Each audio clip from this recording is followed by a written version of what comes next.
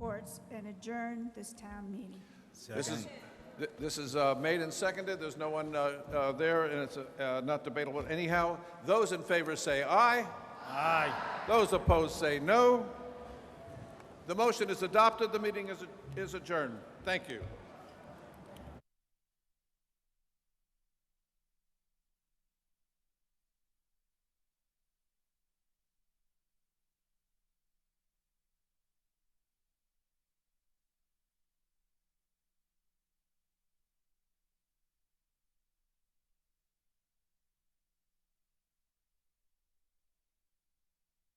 In the County of Barnstable.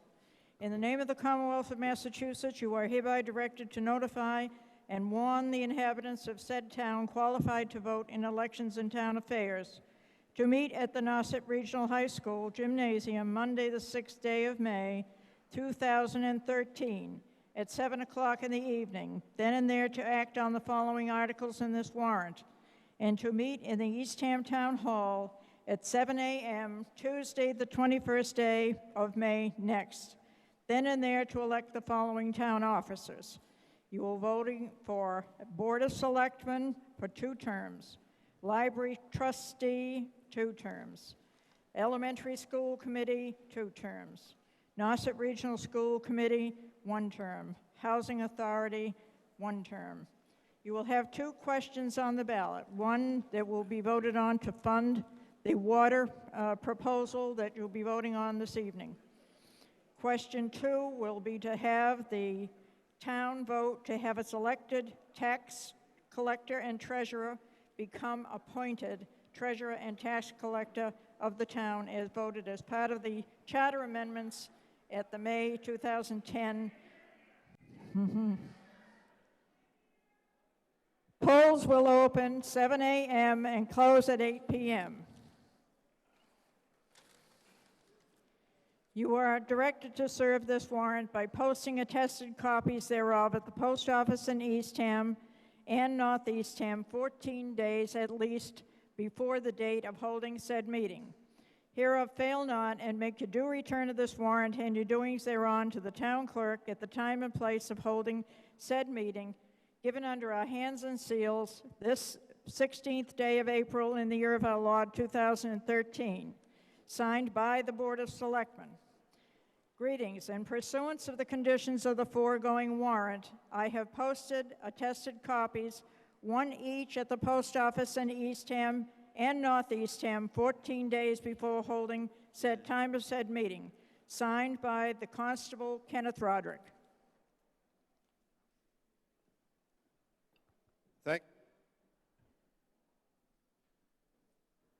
I also want to mention that this is Lillian's 35th year as our town clerk. How about a round of applause for that service?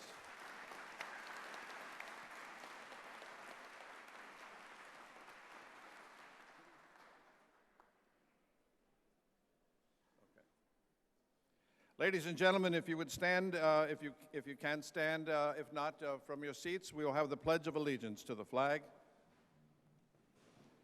I pledge allegiance to the flag, United States of America, to the republic for which it stands, one nation, under God, with liberty, and justice for all. Thank you. You can see that we have a visual assist screen. I'm not sure it's working 100% correctly. I would like to ask you to silence your cell phones and any other pagers or any other devices you might have. No iPads, Nooks, or any other gadgets should be used. I want to tell you that you are the legislative body of this town. You are just as important as the state legislature. This is the town's legislature. So it works exactly the same way and must have the same set of rules and the same set of decorum that is seen. There are 100 seats in the front here. If you can't hear me, please come to the front. Or I can't hear what the people are yelling, but I can say there are 100 seats in the front. Please come down and sit in the 100 seats in the front, especially if you want something more comfortable than the bleachers. There's lots of seats all over the front. Starting out badly.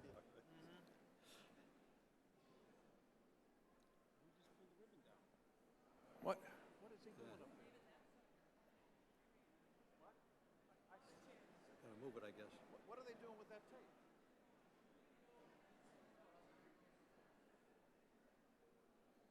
I have nobody to count it. I need everyone in the bleachers to take seats on the floor. We do not have counters in that section, so please come to the 100 and some odd seats. They're over here, they're in front here, they're over here, and they're over there. Please come down if you can and take these seats here in the front of the room. Thank you. So this is the legislative body of the town of Eastham, and you are to do the legislative work of the town. Fire Chief Glenn Olson. Is Glenn in the room? Anybody see him? Good evening, everyone. I'd like to welcome you to the town meeting. Obviously, tonight we have a full house and we have some business to attend to. I would only ask that if in the event that we do need to evacuate the building for any particular reason, I would direct you to the exits that are marked in the back of the building as well as where you came in. I would ask you all to please, if we do need to evacuate the building, to leave in an orderly fashion and help the folks next to you. We're all here as a community, and I'd like to suggest that we all help each other in the event we do have to evacuate the building. We are going to have the lights on at the football field tonight to help illuminate some of the parking lot, as well as we have some light towers that are in place to help folks as it gets darker. Thank you very much. Thank you, Chief. I'd like to introduce the officials of our town. I'll start with the Board of Selectmen, and I'll start on the end with Wally Adams. If you would state your name and your position. Wally Adams, Clerk. Martin McDonald, Selectman. Linda Burt. John Knight, Vice Chair. Amy Ekman, Chairman. Sheila Vanderhoff, Town Administrator. Elizabeth Lane, Town Council. Okay, and on this side, we'll start at the end. Brian, with you. This is the board. This is the Finance Committee. Brian Eastman. John Knox.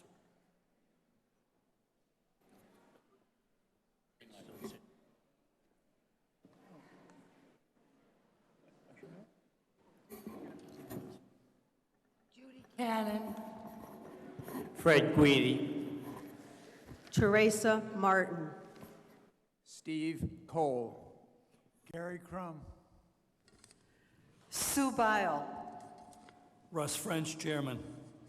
Thank you very much, everyone. All right, we've covered all the folks who are here, and I've been asked repeatedly at every event I go to, who decides how the meeting runs and who keeps order with such a large group. The state, or the Commonwealth of Massachusetts, in its infinite wisdom, decided after many years of having no moderators that no person shall address a town meeting without leave of the moderator, and all persons shall, at the request of the moderator, be silent at the request of the moderator. If a person, after a warning from the moderator, persists in disorderly behavior, the moderator may order that that person withdraw from the meeting. And if he or she does not withdraw, may order a constable who is present here in the room at this time, or any other person, to remove him or her and confine him or her in some convenient place until the meeting is adjourned. We probably won't go that far. Our constable is Deputy Police Chief Ken Roderick.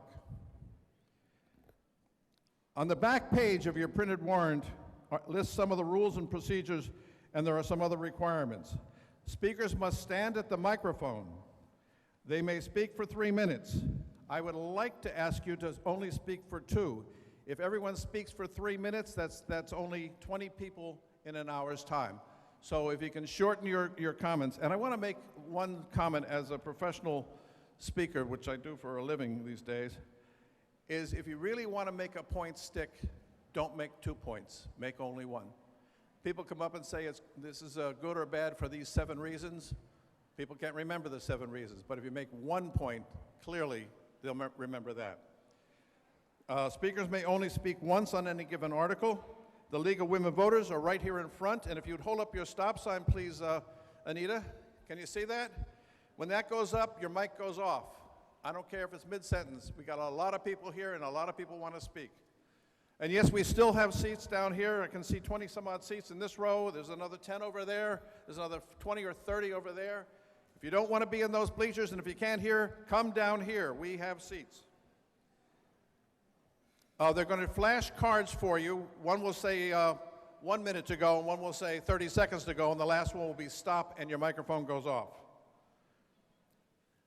No non-registered taxpayers may speak unless they've given their name to the moderator, and none have, and then you get to vote on that. And no one is permitted to stand anywhere in this room. You must find a seat. Do not stand unless you're a police officer, and I'll ask all of the constables to please make sure no one stands. Everyone must be seated.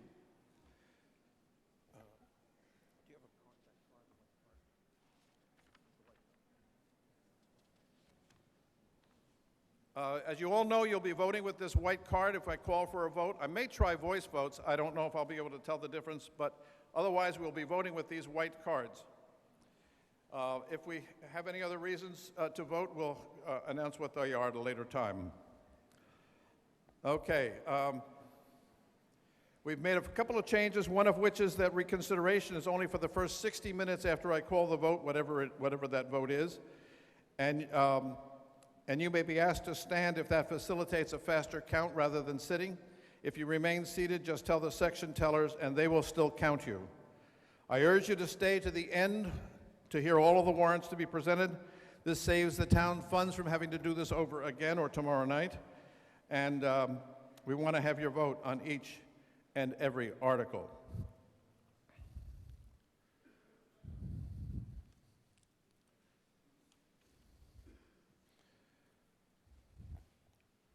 I will now entertain a motion to consider Article 1.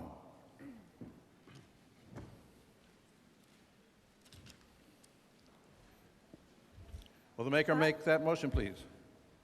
I move to raise and appropriate $1,700 for the greenhead fly control as printed in the warrant. Is there a second?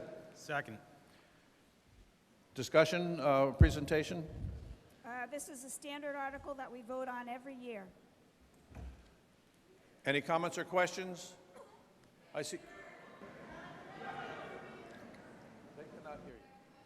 So bring the microphone very close to your mouth. Very close. Yes, please. We're going to redo this motion. Go ahead. I move to raise and appropriate $1,700 for the greenhead fly control as printed in the warrant. Second. It's been made and seconded. There's no one at any of the microphones that I can see. Therefore, we will call the vote. I'm going to do this with a voice vote. Those in favor say aye. Aye. Those opposed say no. Majority vote required, and the motion is adopted with a voice vote. I will entertain a motion to consider Article 2. I move to assume liability in the manner provided in Section 29 and 29A of Chapter 91 of the General Law. I didn't do that. As printed in the warrant. This is a routine article that we have to approve each year. Second.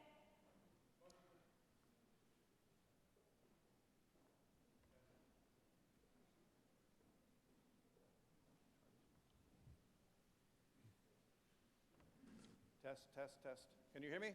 No. Dead. Test. Oh, that's working. Motion's been made and seconded. I see no one at the microphones. Therefore, I will call the question. All those in favor say aye. Aye. Those opposed say no. It's a majority vote. The motion is adopted. Article 3, Amy Ekman. I move to accept the provisions of General Law, Chapter 71, Section 16B, which would reallocate the sum of member towns' funding obligation for the Nauset Regional School District as printed in the warrant. Second. Motion's been made and seconded. Please explain the motion. This is just the basis for assessments from the 4 member towns in the Nauset district, and it then divides up how we pay by how many students you have enrolled from each town. Thank you. I see no one at the microphones. I will call the question. Those in favor say aye. Aye. Those opposed say no. It is adopted by majority voice vote. Article 4, Ms. Burt. I move to transfer $251,646 to the following accounts voted as Article 12 at the May 2012 Annual Town Meeting. $16,000 from line 35, dispatch salaries, to line 29, police salaries. $130,646 from free cash in the following amounts to the following accounts. $19,166 to line 52, snow and sand expense, and $16,000 to line 62, council on aging salaries. $20,000 to line 11, legal expenses, and $27,480 to deficit storm account, and $48,000 to line 32, fire salary, and further to transfer $105,000 from Article 13, Annual Town Meeting, May 2012, line 20, fire engine replacement, to line 32, fire salaries, to meet the remaining expenses of fiscal year 2013 as printed in the warrant. Second. Motion's been made and seconded. I see no one at the microphones. I'll call the question, voice vote. All in favor say aye. Aye. All opposed say no. Passes by majority vote and is adopted. Article 5, Mr. Adams. I move to transfer from the stabilization fund the sum of $100,000 to pay unanticipated costs incurred associated with the investigation, reporting, remediation efforts required by DEP relative to the suspected landfill plume contamination of private wells. Second. Motion's been made and seconded. I see no one at the microphones. I'll call the question. This requires a 2/3 majority. If there are no noes, we do not have to count. If there are any, we usually will have to count. So I'm asking for a voice vote to, at first is a yes to approve this Article 5. All in favor say aye. Aye.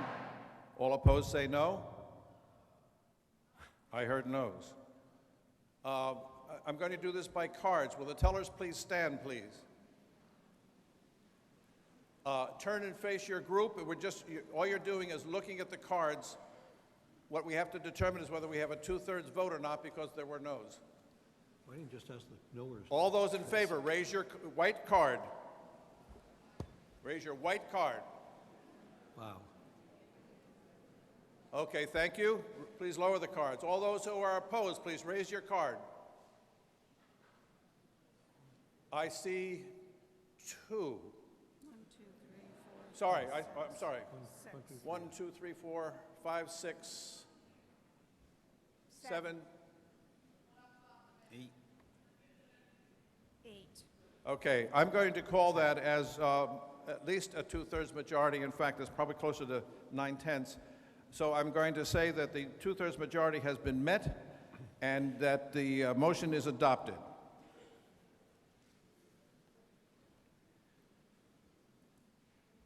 By voice vote. Okay, Article 6, Ms. Burt. I move to transfer from free cash, so-called, the sum of $5,349 to pay a prior year unpaid bill as printed in the warrant. Second. Okay, no one at the microphones. This, in the infinite wisdom of the Commonwealth, requires a 4/5 vote. That means 80% must be saying yes for it to pass. So I'm going to try it with voice again. If it's unanimous, then there'll be no count. If it's not unanimous, we will do the same thing we just did before. 4/5 vote. All those in favor, raise your card. Let's do this. Raise your cards. You may lower your cards. Those opposed, raise your cards. One. I see one. Okay, I declare a 4/5 vote by card presentation. And the motion is adopted. I thank you. The next article is Article 7, which will be presented by Mr. Knight. This is a long article. Article 7 is the water article. And I promised that we would not start this until the line was in the House, and it looks like the line is completely ended. So we can begin, and Mr. Knight, please proceed. Mr. Moderator, due to the length of the motion, I would ask the indulgence of the Assembly to bear with me, as this is required by Commonwealth law to be read in its entirety. I move to establish a townwide water supply and water distributing system pursuant to Chapter 40, Section 39A of the General Laws, that $114,800,000 is appropriated to pay costs of establishing such water supply and distribution system, including, without limitation, the costs of taking or purchasing water sources or water or flowage rights, the taking or purchasing of land or easements for the water system or for the protection of the water system or water sources, the construction and development of wells, the construction of water towers, the construction of buildings for water treatment and pumping stations, the laying and relaying of water mains, the purchase and installation of water meters, fire hydrants, and other water department equipment, and design and engineering and other costs incidental thereto, and including without limitation all costs thereof as defined in Section 1 of Chapter 29C of the General Laws. That to meet this appropriation, the Treasurer, with the approval of the Board of Selectmen, is authorized to borrow $114,800,000 under and pursuant to Chapter 44 and/or Chapter 29C of the General Laws, or pursuant to any other enabling authority, and to issue bonds or notes of the town therefore, provided, however, that of this appropriation, $38,800,000 shall be contingent upon the passage of a debt exclusion under Massachusetts General Laws, Chapter 59, Section 21C, bracket K, that the Treasurer, with the approval of the Board of Selectmen, is authorized to borrow all or a portion of such amount from the Massachusetts Water Pollution Abatement Trust. The trust is established pursuant to Chapter 29C of the General Laws, and in connection therewith to enter into one or more loan agreements and/or security agreements with the trust, and otherwise to contract with the trust and the Department of Environmental Protection with respect to any loan or loans obtained through the trust, and for any federal or state aid available for the project or for the financing thereof. And that the Board of Selectmen is authorized to enter into a project regulatory agreement with the Department of Environmental Protection to expend all funds available for the project and to take any other action necessary to carry out the project. That, in accordance with Chapter 40, Section 39A of the General Laws, the Board of Selectmen is hereby authorized to act as water commissioners and to exercise all of the powers of water commissioners pursuant to Chapter 41, Section 69A of the General Laws, and that the town hereby accepts the provisions of Chapter 40, Sections 42A through 42F of the General Laws to authorize the collection of water rates. Second. Motion's been made and seconded. Those who wish to make a comment, if it's a negative comment, you may go to the microphone over here by Section 6. If it's a positive comment, you can make a comment at microphone 9, Section 9. And if you have a question that is completely neutral, that is not to say any position on it, just asking a simple question, then you can come to the microphone in front of Section 8. So I'll start with... David? Oh, I apologize. That's all right. I'm sorry, it's more than that. I want to introduce our chairperson of the Board of Selectmen, and that's Amy Ekman, who will make a brief presentation on this article. So you probably want to sit for a few minutes. You'll have, can you keep it to 10 minutes? Do your best. No promises. Thank you all for coming tonight. It's great to see such a huge turnout. I'll ask that you please be patient with me. It's, a lot of information, and we feel it has to be, not long, but fairly long, considering what we're asking for tonight. $114 million is a lot of money, and I know some of you have heard this information before, but some of you haven't. And so please, like I said, be patient and bear with me. I'll try to move through it as quickly as possible, but I really don't want to rush. And I'm sure the people in the back will let me know if they can't hear me or see something up on the screen. I'd be happy to read it for you from there, but it sounds like the sound's a little better out of this mic than the other ones. All right, so we'll go right into it. Cost. Total construction budget of $114.8 million, which includes an inflation adjustment of over $9 million. So we've tried to plan for overruns. We've tried to plan contingencies. This will be built over 12 years. So, costs of materials and labor will go up over time. So we're trying to plan for all of it. We also have a contingency in there of another $5.5 million for overruns. So you can see that 114 is including all those other considerations.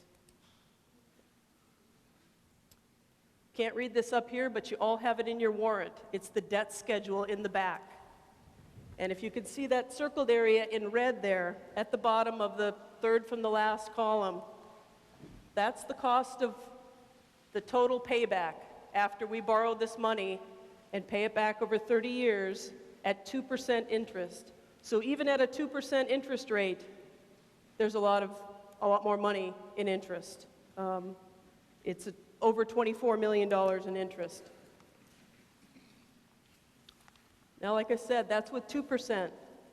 We are working very closely with our state legislators to get 0% money, which dramatically reduces the cost for everybody. And if you can look here, we have a $400,000 home, an example of what it would cost, that $400,000 home. At 2%, it's an average of $586 a year over the total 30-year payback period. But if you look at 0%, it drops to $347. Much, much more affordable for everyone. Now, our state legislators are committed to working to get this done. And Dan Wolf was very clear that if we don't vote for this, we take away their ability to make this happen. They are committed to working for us and getting this. And I think we have some of the top people in the state that are recognized across the state as getting things done. So I'm confident we show a strong vote here today in favor, they will get us that money, and it will be so much more affordable for everyone. There are other costs to this other than the costs of building the infrastructure, which is pipes in the ground, the well fields, the water towers, that sort of thing. If you choose to hook up, and we're not calling these hookup fees because they're not assessed by the town. This is for work on your private property. Well, the first two items are work on your private property to dig a trench from the street where the valve will be all the way to your house. And then the second cost, one-time cost, is to actually install the meter in your house and hook it up to your pipes. So we've gotten estimates from different plumbers and installers, $12 to $16 a foot to run it from the street to your house, and then another $275 to $350 range, depending how much pipe you need put in your house. The meters are provided by the town, so that would not be a charge. And also, if you hook up, you would have a water bill. We have a high estimate of $250. For example, Orleans pays $275 a year. They have extra treatment that they need for their water. That's why their bill's a little higher. But this water bill is estimated at $250, and that would be assessed to help operate the system. Savings if you hook up to municipal water. You don't need to have a private well. You know, there are costs associated with private well. It's not free water coming out of your pipes. The cost of maintaining a private well, everyone knows that the pumps don't last forever. If you get 20 years, you're very lucky. They estimate 12 to 14 years, and that's $1,000, so you can average that out. Cost of electricity to run the pipe, or to run the pump, excuse me. And if you have municipal water, no electricity is needed. You could have water during power outages. And then there's also no treatment for controlling pH. We have very acidic water in Eastham. A lot of people have neutralizers in their home. And if you have reverse osmosis filters or carbon filters, you'll also have costs associated with those. Also would have a reduction in fire insurance. Now we put out there that that does vary depending on your carrier. You have to get in touch with your insurance company to find out exactly how much. But we've given a rough estimate of $200 per year, and that seems pretty reasonable. We had much higher estimates from some local insurance agents for the FAIR plan. And also, if your taxes go up, your property taxes, that's also an added deduction on your homeowner's insurance, or on your income tax, excuse me. So this is what we're proposing to put in. Town-wide municipal water system. Every property gets a valve, all public and private roads, a total of 129 miles of pipe, and 3 well fields and 2 tanks, and fire hydrants every 500 feet. So that's everything in that total system there. The schedule of putting that in, like I said, 12 years to construct, 6 phases. If you use this chart in conjunction with the previous map, you can look up your street and find out what phase you're in. If you look at phase 1 in particular up here, we would project, pending the approval tonight, of being able to start next spring. And phase 1 would then be completed in 2016, have over 2,000 connections.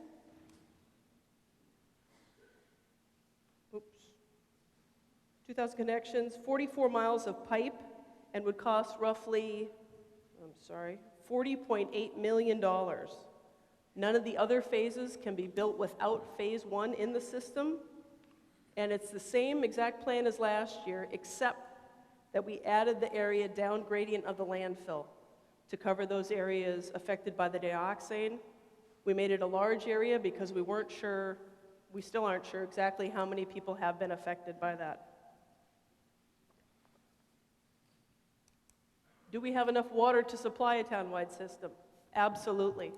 All 3 well fields have been pump tested and permitted. We have plenty of water. If you look at the peak demands, is a little over 2.5 million gallons a day.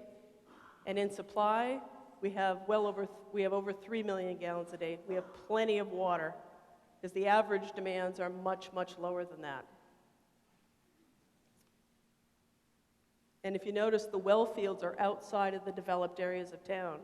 And they have levels of protection around them. Those green dots are the radii where no development can happen around a well field. We also have the added benefit that these are in areas that won't have any other development around them, so there's even a wider area of protection around them. So what are the benefits of doing that? Basically, good, clean water when you want it and when you need it.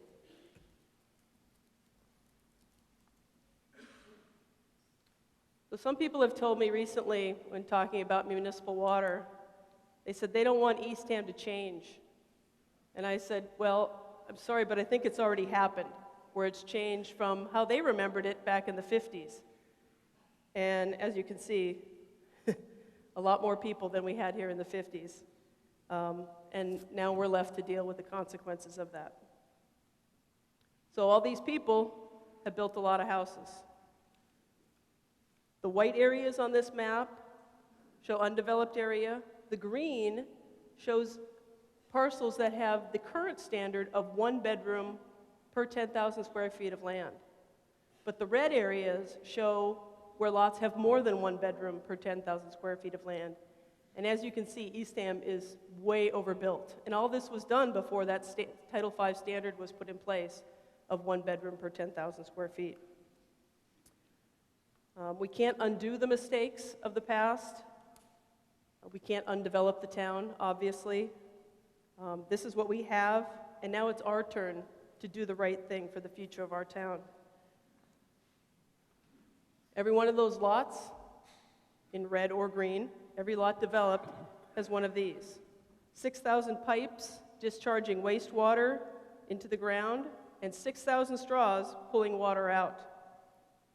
Some people think that pumping the system is the answer, but that removes only the solids out of the tank. The liquids are the problem. They're the things that go down into the groundwater. And not pumping when you should, every 2 or 3 years, really only hurts the homeowner because it causes your system to fail quicker and you have to replace components of it. So what's going down in there? Wastewater. How do we test for it? Nitrates. We do nitrate testing because it's cheap and it's easy to test for. And that's how we know that septics are influencing our well water. And it isn't just us saying this.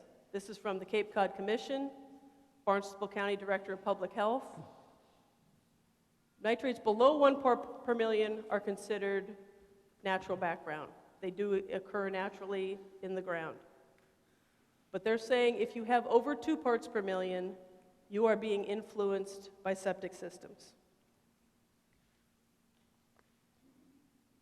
Now, are nitrates hazardous at that level? No, that's not what we're saying. It's the other contaminants that are with those nitrates associated with wastewater that are concerning. And we use nitrates, like I said, as an indicator, and this shows how much Eastham is impacted.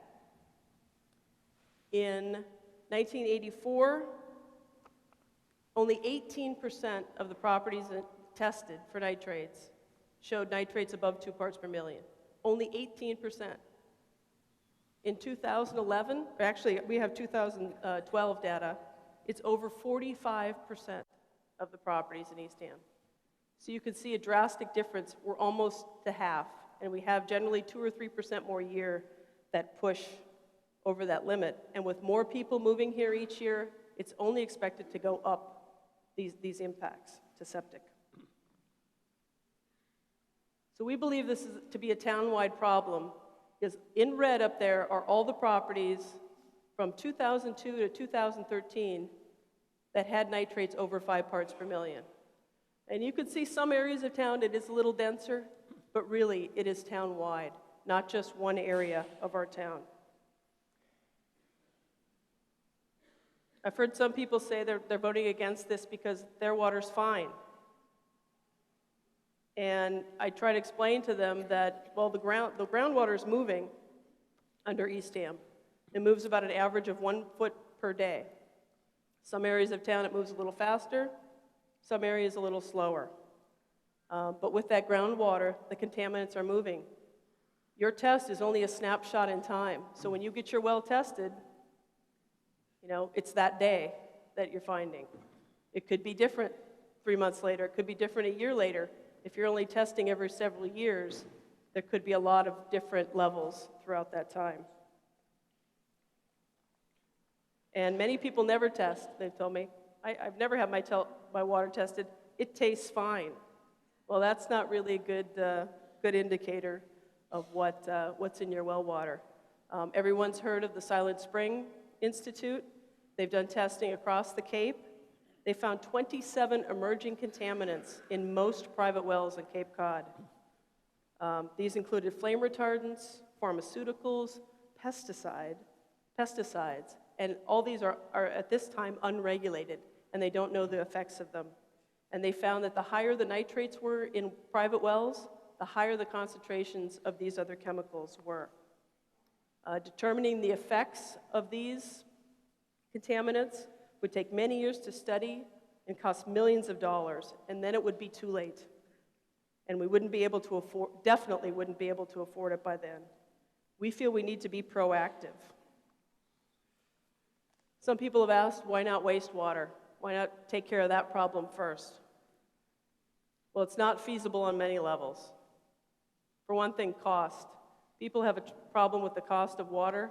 Wastewater would be at least 5 times more expensive. And it really wouldn't solve a lot of the problems in town because everything that's now in the ground is still there, and it would take, in some areas of town, hundreds of years before the groundwater would clear. And in areas such as the landfill, it wouldn't address it at all because that isn't even a wastewater issue.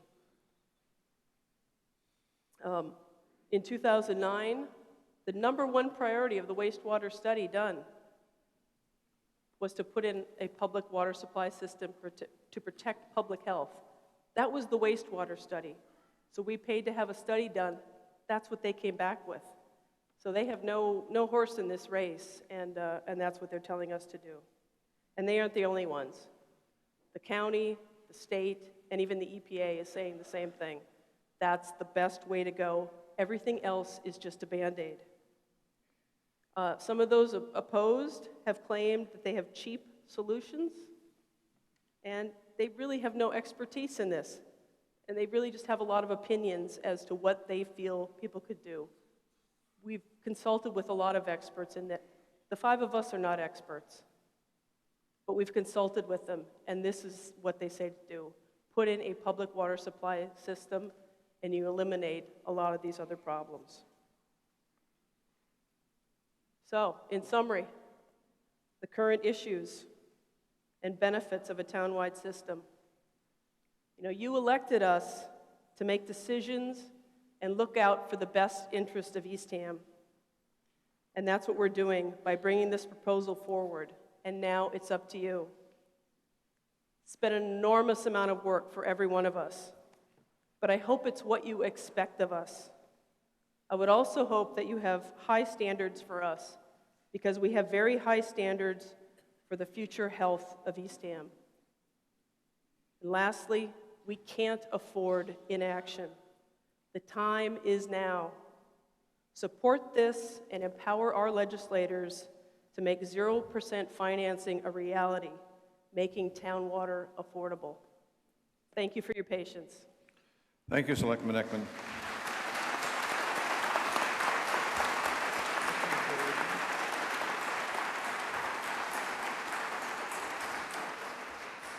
Congratulations.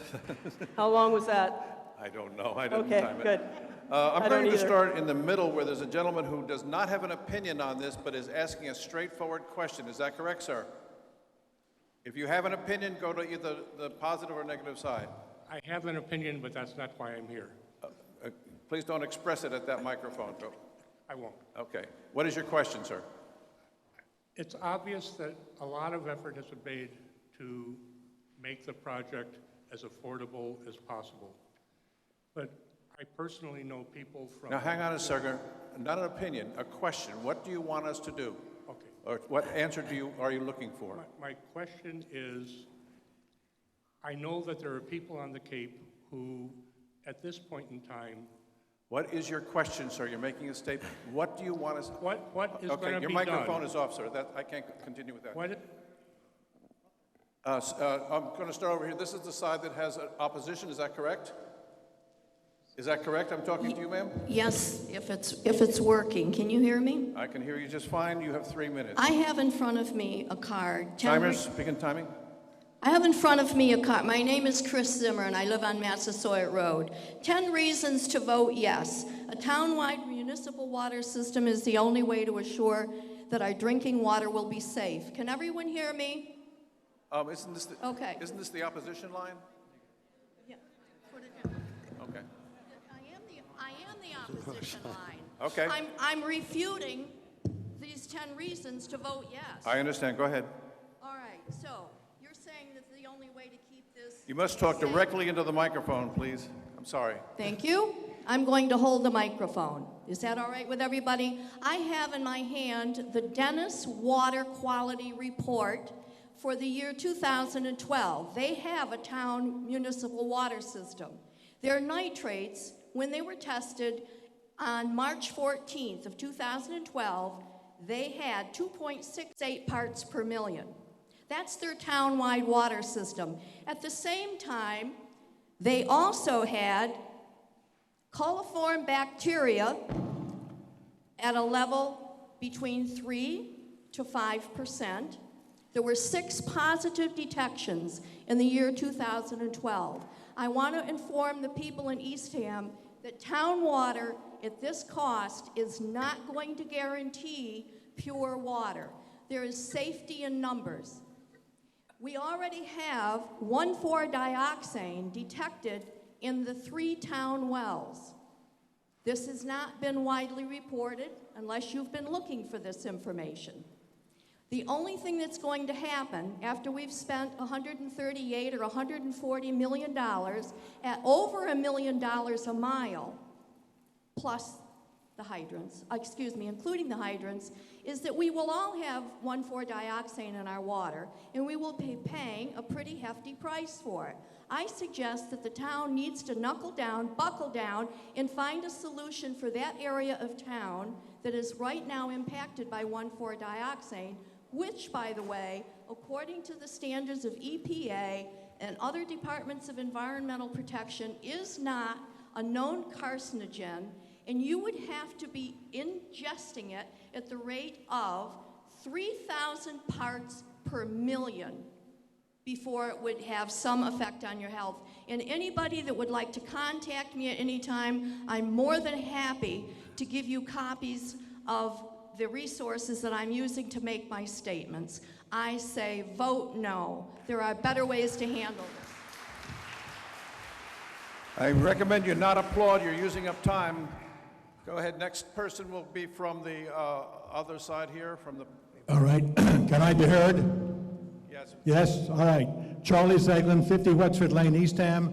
First, I'd like to thank all you people up there for the hard work you've done in this very, very important project, and especially our Mayor Sheila, and then the Eastham Water, the young people in the Eastham Water Action Committee doing great work. We've been lived here now 19 years, and when we got involved in the Eastham Forum, I was the editor of the Eastham Forum Notes. And then working with Carl Rice and Bruce Whitmore, we really got involved in this water problem, and it was serious then, it's serious now. The simple answer is we need Eastham water. I know something about the water problem. During the great Halloween storm of 1991, we lost our well. The flooding caused contamination by marsh coliform, salt, and who knows what else. We had to have a new well dug. It was expensive. Higher levels of salt continue to be a problem for us. I read about the proposals being presented, charcoal filtration, reverse osmosis, and others, but in the long run, these things will have to be replaced and will not do the job that they're supposed to do, period. Carl Weiss' most unforgettable comment was this: everything that falls to the ground ends up in the water aquifer. This means pesticides, herbicides, spilled paint products, gasoline and oil spillage, pharmaceuticals, and so on. And listen to this. When I had my water tested at the Barnstable County Water Quality Laboratory, I asked Dr. Gog Min Lee if he could test for such products since we live near an abandoned cranberry bog. And this is what he said: possibly, but you have to provide the lab here with the product name, and only then can we possibly test for it. So it's virtually impossible to find out what's in the water unless you know what you think might be there. Do you realize how many chemicals are out in the waste stream? I take 6 pharmaceuticals, and this is a community of older folks, and this means probably that the remains of thousands of drugs are being excreted by us and end up, guess where? In our water system. The elevated nitrate levels that the town has told us about, and which keep increasing, are indicators, as Amy so well said, that all of this is on our water, and it's increasing. Yet some people say, we don't need a secure and safe town-wide water system. How can anyone support this premise? What is in their minds anyway? You want to drink your own effluent? That's what it is. And it costs money. No one wants to pay higher taxes. My wife and I don't, but we'll put some things aside from our budget. Many people have their savings tied up in the properties and often have to use their assets later in life. But these assets will take a big hit as property values fall. 30 seconds. All right, I'll go right to the end here. Eastham Water Action Committee, we went to their meetings, we thought they did a great job, we tried to help them out, and they are people with young families. They are thinking not of now, but of the future with their children. And we have to think the same way, and not with the narrow interests of the few. We must have town water. Thank you, sir. I'm going, please. This is going to take 1 hour just to hear 10 people on each of these lines. So the less you applaud, even though you might support it, the more time you're using up. I'll go next to Mr. Ryder, who's got a question. Mr. Ryder, your question must be neutral, and ask the question immediately. No preface, just what do you want to know? Who, what, where, when, or why? Mr. Moderator, this is not my first meeting. I know the rules. We can't hear you, sir. Turn it on. Lift the microphone out. There you go. Mr. Moderator? All right. Proceed. This is not my first meeting, town meeting. I know the rules. Thank you. My question is to the Finance Committee, 2 of which have voted against this. I'd like to hear why 2 people on the Finance Committee are against this article. That question is for the moderator. Do the 2 people who voted against it wish to speak? Ms. Bile first. The vote was 7-1, not 7-2. There was 1 missing. Only one, there is only one person that voted against it, and that is Sue Bile. This is not a debate. Thank you for your question. There will be no follow-up questions. Go ahead, Ms. Bile. Turn it on. Thank you, Mr. Moderator. Thank you. Just let it go. Okay, Thank you for your question. The reason I voted against having municipal town water was simply the cost. You said it was simply the cost. Is there anything Was simply the cost in view of other expenses that this town is going to want in the future. Also, I see the state has been kind of neglectful in reimbursing us for other things that we have been expecting monies for, and it seems that through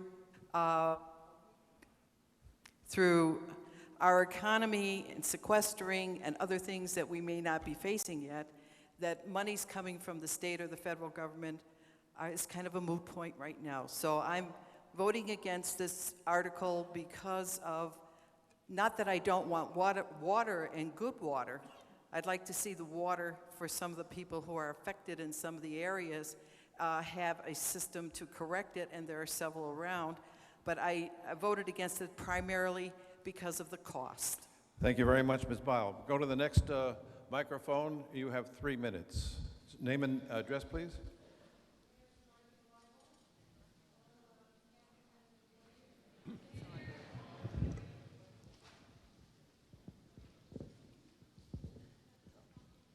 Can you hear me now? Yes, thank you. My name is Dorothy Weibel. I live on Captain Penniman Way in North Eastham. I am against a public water system. There are options out there for fixing of the wells that homeowners can do to fix their problems, as explained many, many, many times. Be aware that the oops factor will come into play if this water bill passes. Never does a huge project like this not go over budget, and we're in the middle of a project. What choice would we have but to just pay more and eat? Remember the big dig in Boston, what happened there? Many people in Eastham are living on the edge as it is, and a new water system will be a huge hardship on them. Our water is acceptable coming from our wells. Let's keep it this way and have the problem wells addressed only. If anything goes wrong with our well, we will have to step up to the plate and address the problem as a homeowner, exploring various solutions. These solutions are available now and for the homeowners with problems. This is a huge burden on us, over $130 some odd million for a handful of faulty wells. Let's fix the problem there only. Thank you very much. We move now to this column over here. State your name and address, please. Can't hear you. Hold the microphone, please.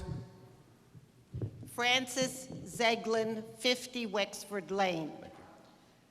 Time and tide wait for no man, Eastham, and it's time. Since we purchased our property, you heard already that we had saltwater infiltration due to the no-name storm. and the cranberry bog that abutted our property reverted to salt marsh. In 1997, at a Silent Spring presentation, an operator using a geographic information system located Boat Meadow Marsh, which is where we live, and asked me, "What's that?" Face the microphone when you're speaking, please. Pointing to a technicolor mass. The cranberry bog being restored on Governor Prince Road. What chemicals were used on the old cranberry bog? Is our well water affected by former activity on this land? Is our drinking water tainted by the neighbors' chem lawn service and whatever else collects in the catch basin near our property? We don't know. But this much is clear.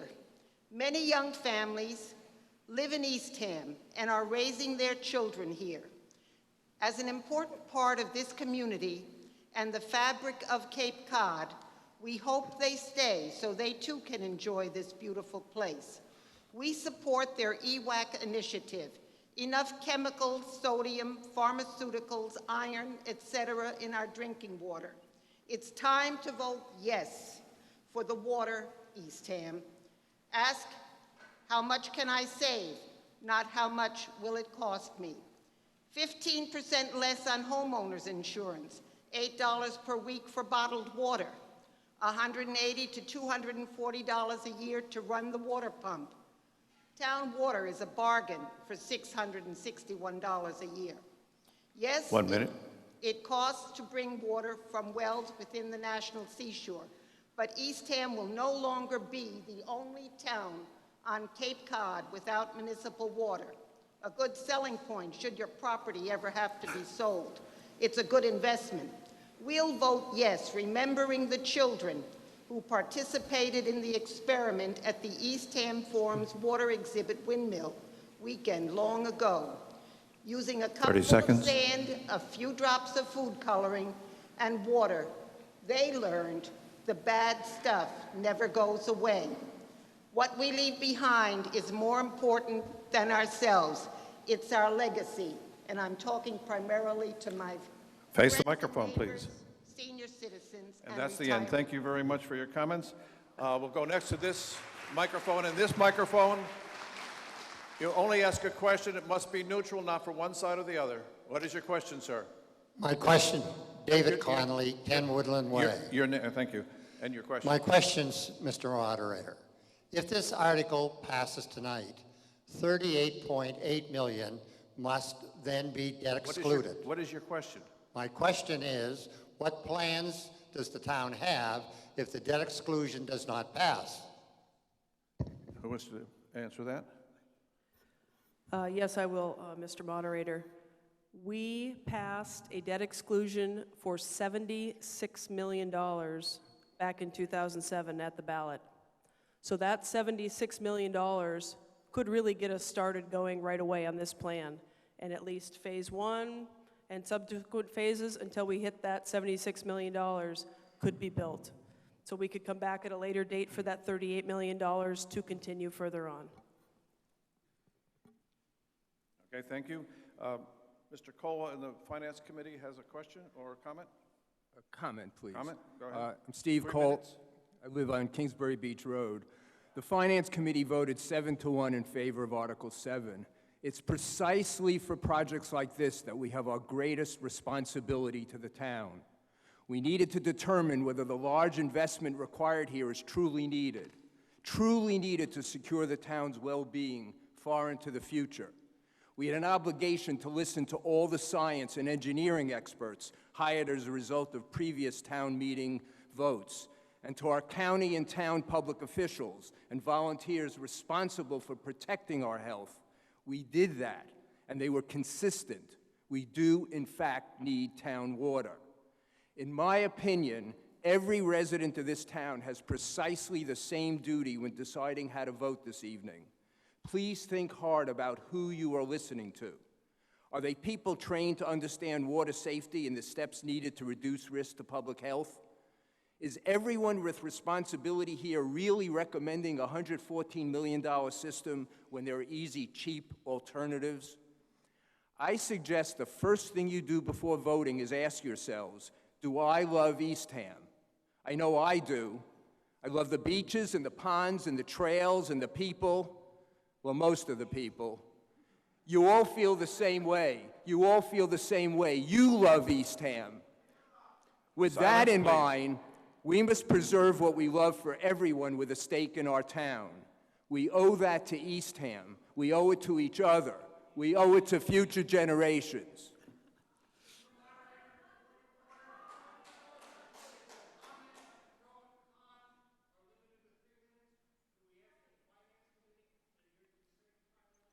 He has only used 1 minute and 40 seconds. However, I think, have you concluded your point? No, I haven't. I'm going to use my 3 minutes, if I may. Please. Thank you. I'm sorry, but there's no way we have the time to have everybody up here who wants to speak get down to the line, so I have to call on them when they raise their hands, and they are also the people who did the studies on this. Can you please wrap it up as quickly as possible, Mr. Cole? Preservation in this case means investing in a clean water supply. Investment is what towns and businesses and families do to make sure they are prepared to handle known and likely risks to their communities, their families, and their businesses.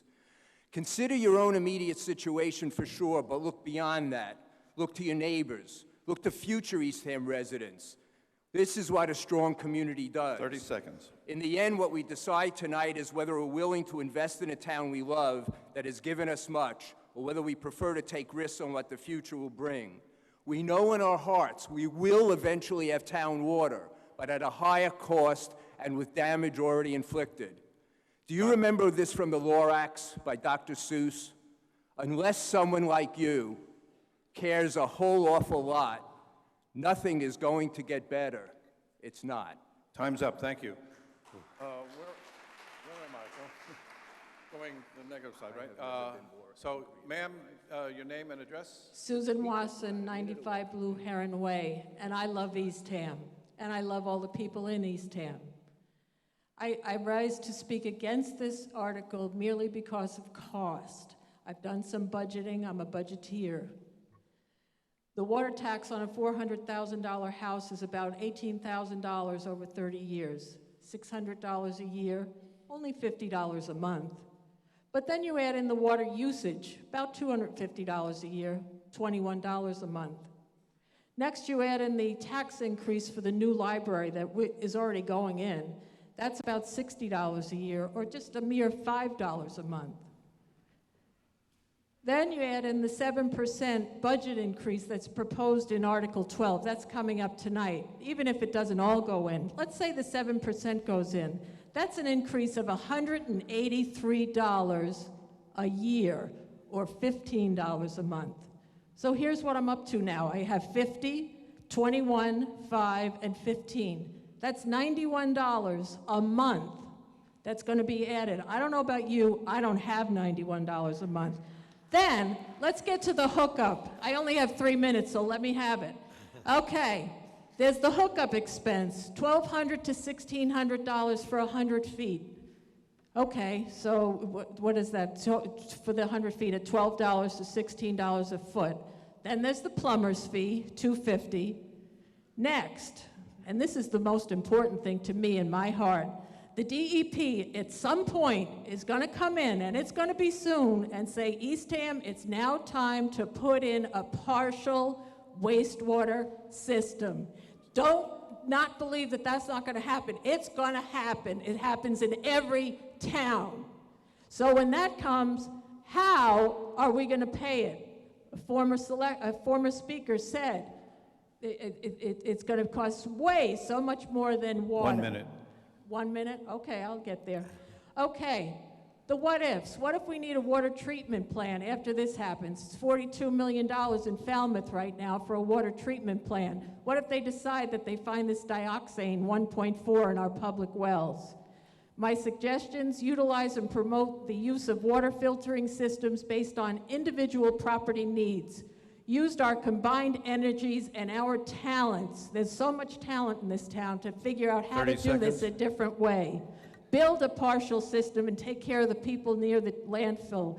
Put a ban, or at least a voluntary ban, on fertilizers and say no to N-Star finally.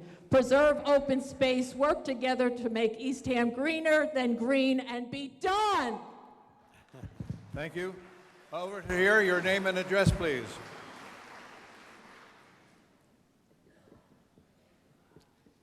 Please. My name is Jeannie Cole.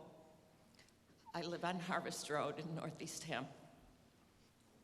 Michael Cole was my husband. As some of you know, Michael worked for decades to help Eastham be the best that it can be. He loved Eastham. He loved coming here as a child. He loved raising our children here, and he loved the many hours he spent working to ensure Eastham would be a great place for the generations to come. Since he isn't here to add his few comments, I would like to share what I am quite certain he would say to all of us. He always believed that if something were important enough to pursue, there would be some way to work towards it and make it happen. We are very fortunate to have many people in town like Michael. They have worked hours and hours to explore, report on, and inform us about town water. Town water will ensure that not only we, but generations after us will have clean water. We are also fortunate to have people at the state level who are working hard for us, finding ways to help pay for our project. I think Michael would ask us all to consider not only ourselves, but those who will come after us. He would ask us to stand up and take on that responsibility.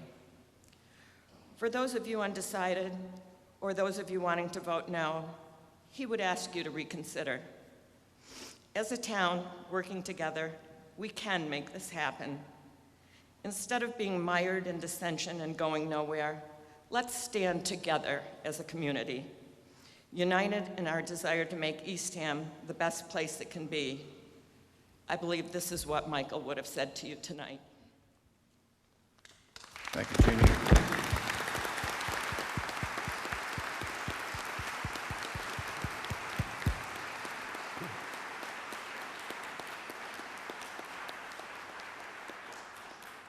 This has nothing to do with the water article, but in my public service in the last, I guess, 8 or 9 years, Michael was a tremendous influence because he is, had such incredible integrity. Whether you agree with him or not, he had integrity, and that is inspirational to me. And I apologize for a personal comment. I go next to this. This is a question, sir, and no statements before or after, just your question. Peter Khalil, 60 Aces Road. Mr. Moderator, I move to end debate. You're making a motion to end debate? Yes, please. That requires a two-thirds. A second. Two-thirds? It requires a second. Dear God. That would require a two-thirds vote, and it would, one second, please. I hear the second. This vote would be only to whether or not we should end debate. It in and of itself does not end debate.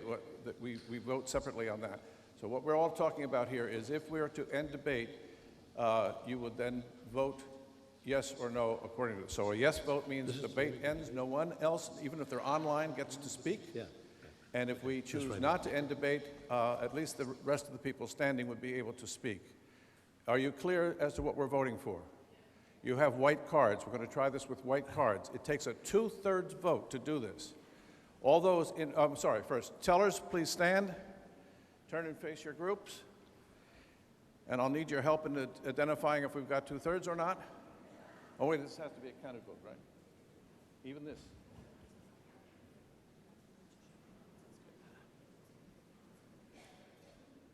Okay. All right, so we're going to raise your cards. If you are in favor, raise your white card. Lower your cards, please. If you are opposed to ending debate, raise your card, please.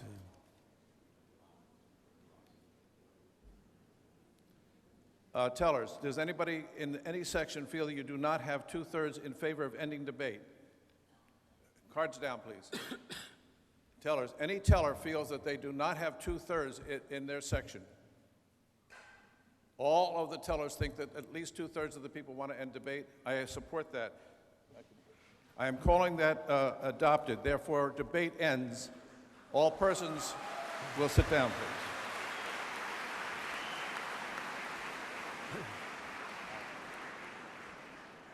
This brings us to a vote on the main motion.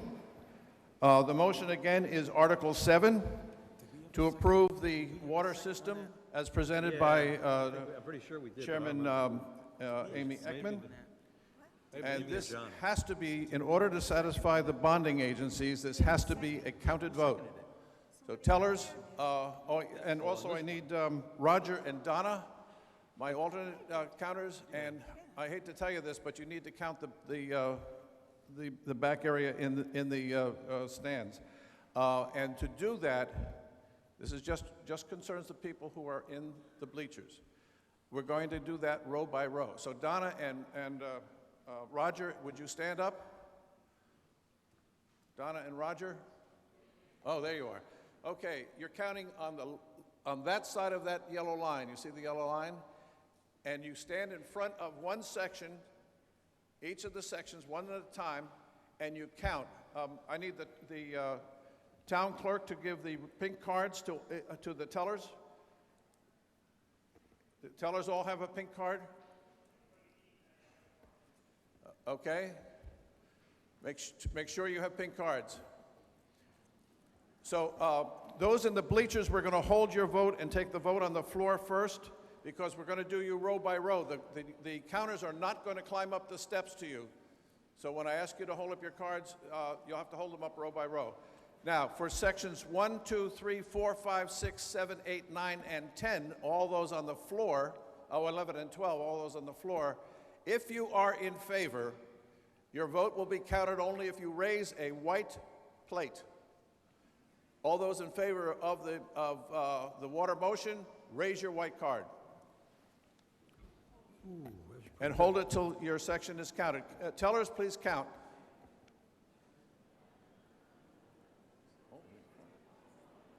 Yeah. Keep holding them till the tellers tell you to put it down. That looks...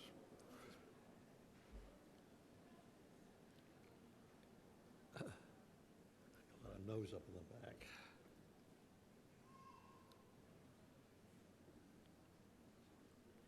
This is gonna go.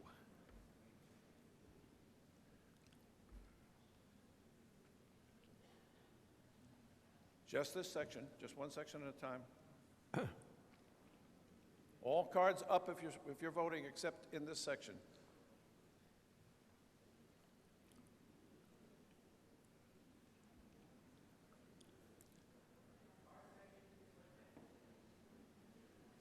Okay.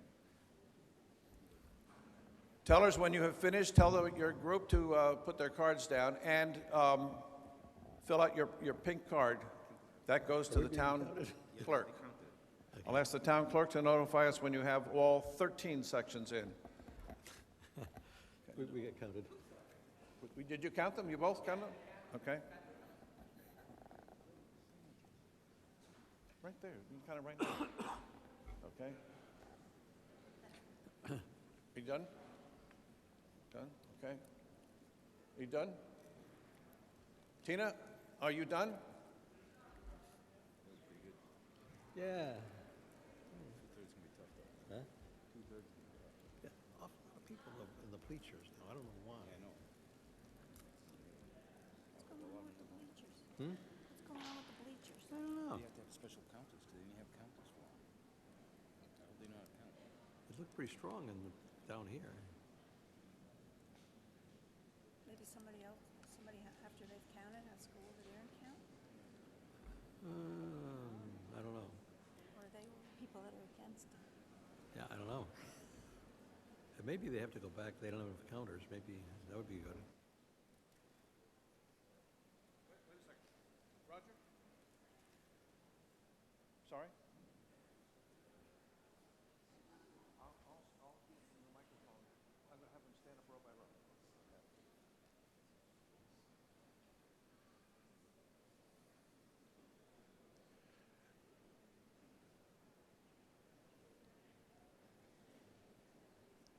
Tina, has your group, have you counted?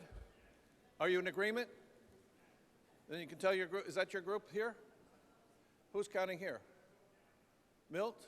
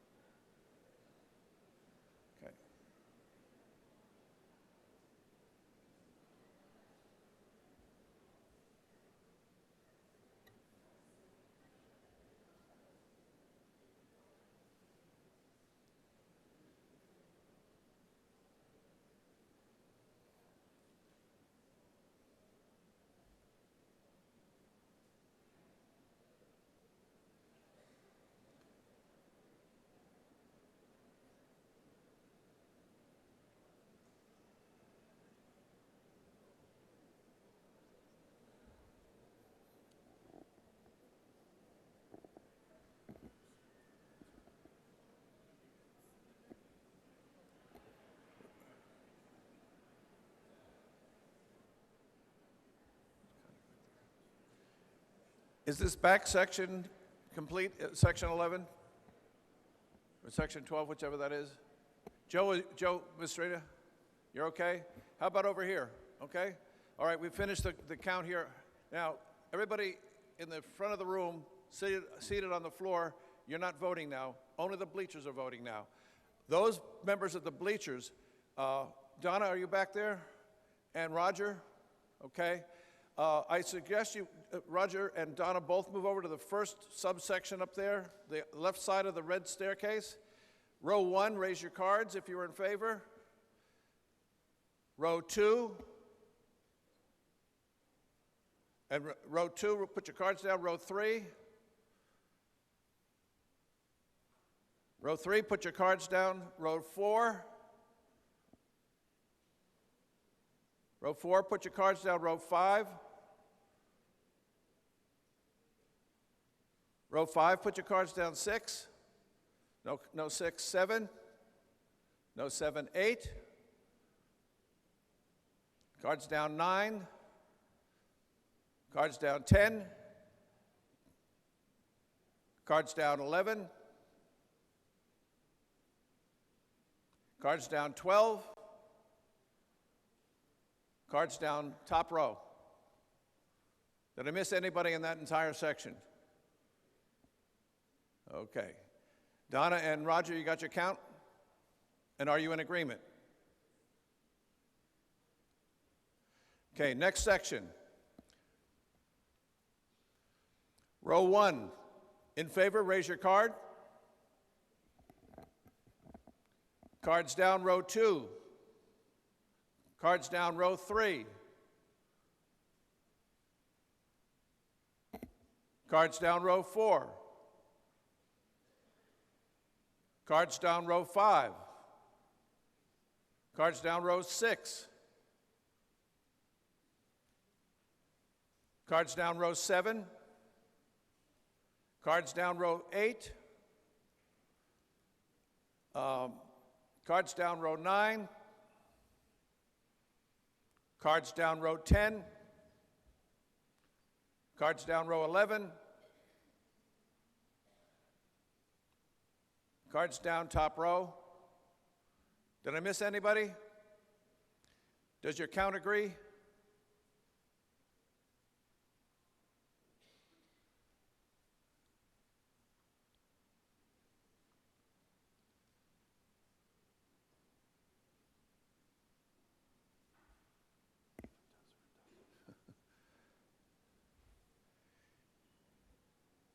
You agree? Okay, move to the last section here. Between the red staircase and the yellow ribbon, do not count anyone on the side of the ribbon. I'm going to do the whole section at one time. Everyone in favor in this third section, raise your card. No, not in the second section, only in the first section. Can't vote twice. Put your card down.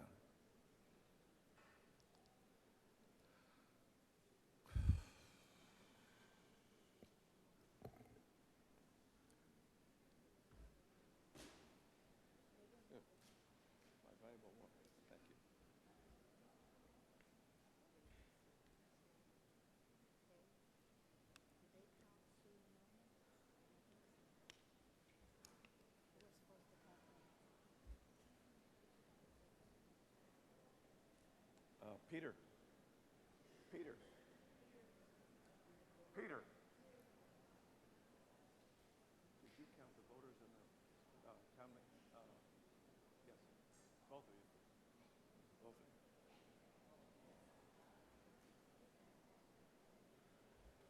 Miss anybody else? Good call. Thank you.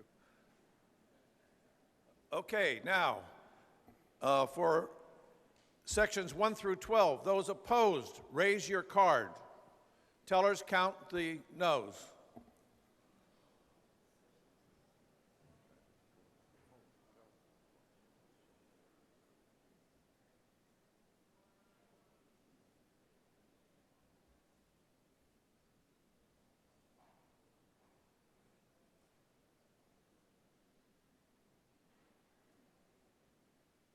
Peter?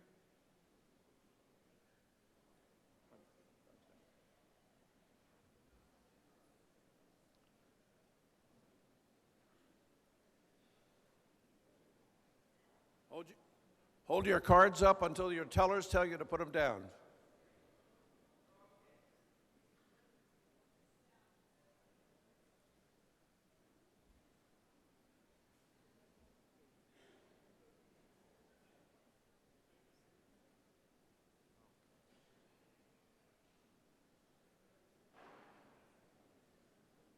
Mary Sedlock, I don't know where you are. Still don't know where you are. Where's Mary? Still can't see her. Mary Sedlock, can you wave or something? I can't see you. Anybody see her? Oh, there you are. Could you do the other room, please? We have a babysitting room. There are some voters in there. We're sending a teller to get that count.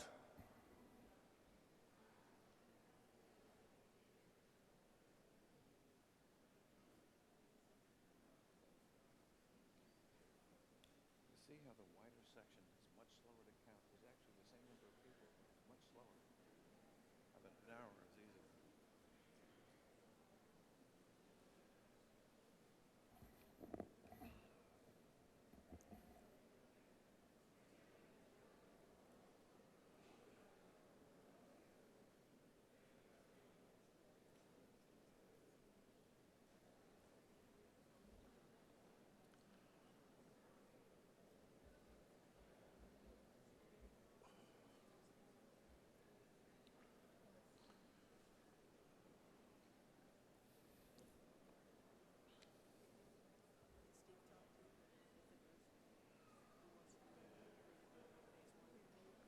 He didn't, but I can accept any additional motions. Absolutely. But Yep. you'll ask for additional motions and then. I don't even have to. I mean, he can just simply raise his hand. Okay, well, I'm just Yeah, okay. alerting you. that Fine. he's gonna- Yep.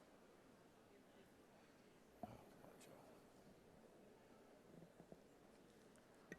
Joe, are you okay? Okay, cards down. We're now moving Roger and Donna to count the first section. Ma'am, would you please sit down so they can see the count? Thank you. Row 1, those opposed, raise your cards. Cards down. Row 2. Cards down. Row 3. Cards down. Row 4. Cards down. Row 5. Cards down. Row 6. Cards down, row 7. Cards down, row 8. Cards down, row 9. Cards down, row 10. Cards down, row 11. Cards down, row 12. Cards down, row 13. And I believe the top row is the last row. Cards on the top row.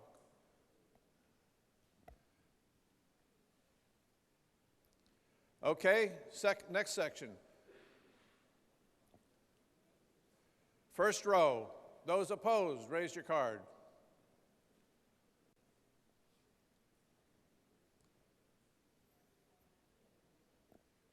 Cards down, row 2. Cards down, row 3. Cards down, row 4. Cards down, row 5. Cards down, row 6. Cards down, row 7. Those of you who have already voted, put your cards flat on your lap. We can still see them. Thank you. Cards down, row 8. Cards down, row 9. Cards down, row 10. Cards down, row 11. And cards down, row 12. And top row.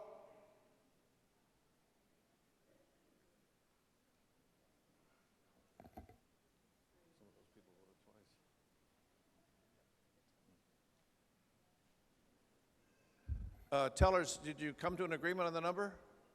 And some people on the earlier rows raised their card twice, but you didn't count them twice, correct? Okay.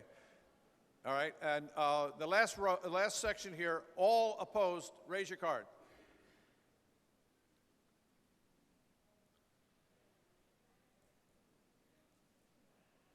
What's going on here? Ma'am, if you're not in the voting section, please do not move the tape.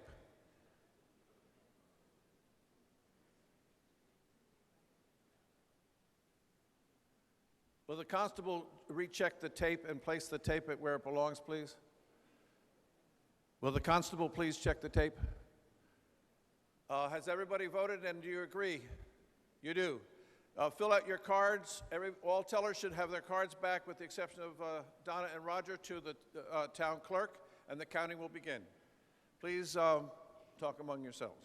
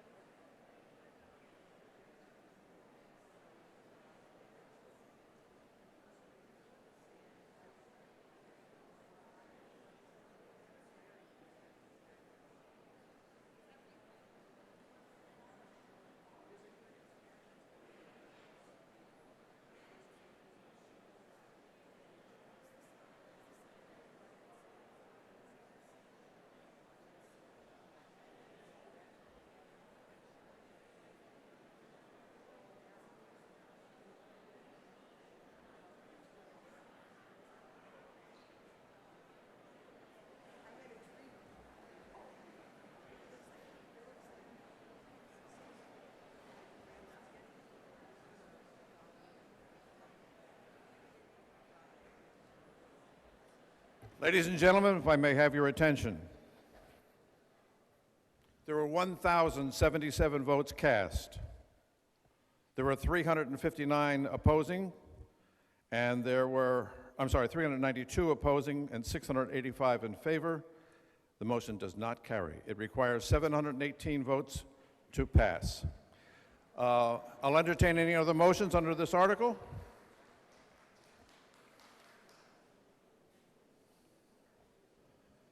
I have an amendment to Article 7 to Phase 1 only. And does all of this have to be read?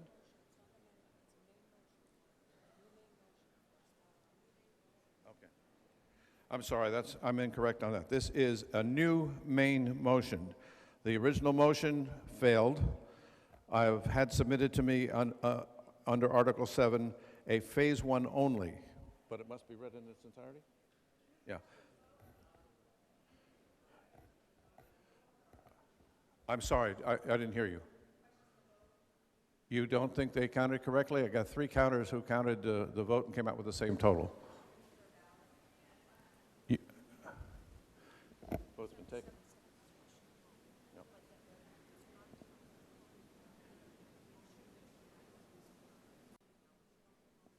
Right. Okay, council says we cannot change the method of voting once we voted, and you're standing alone. As far as I know, everybody else agrees with the number. Thank you for your comment.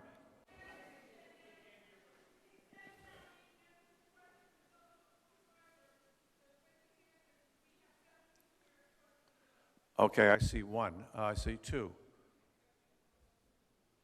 Okay, you're questioning the vote? There's 7 people. We will recount.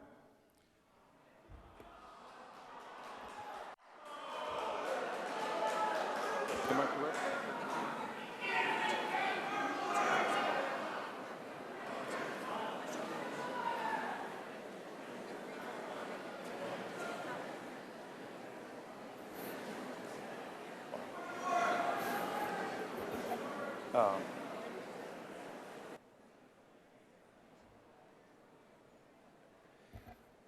I'm following state.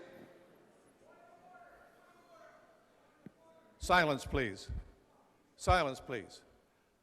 I'm following state law, which says if 7 or more ask for a recount, they can have a recount. Yes, Kank. To the microphone, please, and state your name and location.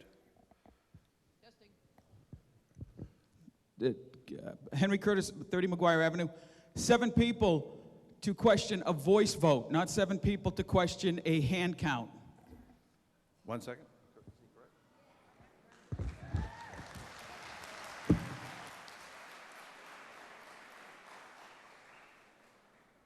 He's a past moderator, by the way. He's right. Mr. Curtis is correct that it takes 7 people on a voice vote. We did not have a voice vote. We had a hand-counted vote, which in every section had 2 tellers, and in every section the 2 tellers' numbers agreed, and they also counted everyone here and over there and over here. So as far as we know, the count is accurate. I appreciate those who would like a recount. I can only tell you that this is the most honest system we have. I can't find another way to do this that's any better.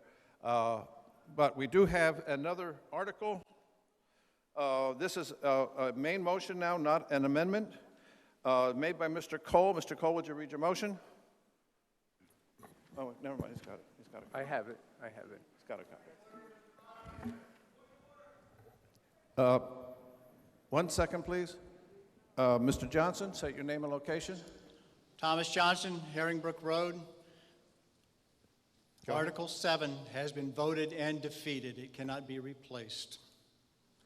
That's not correct. Mr. Curtis? Mr. Curtis, can you get his mic on? Can everybody hear me? No, use the microphone. Oh, it works now, thank you. Henry Curtis, 30 McGuire Avenue. You can't make a motion to a article that's already been defeated. The article's been defeated. You need to move on to the next article.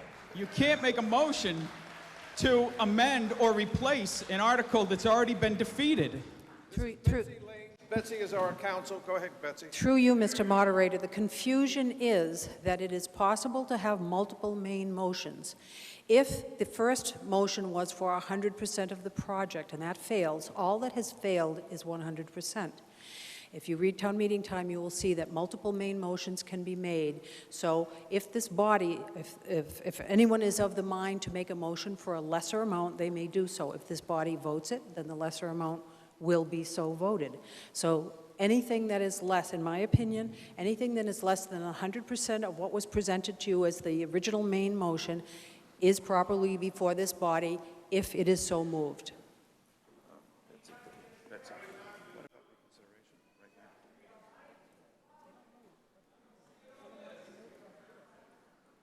What evil people.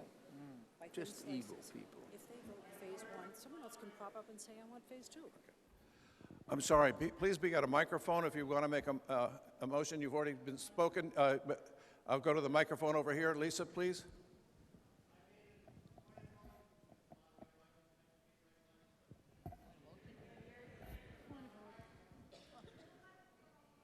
I'm recognizing Ms. Pancioni. Please go ahead. Hi, Lisa Panascione, State Highway. This feels like shenanigans.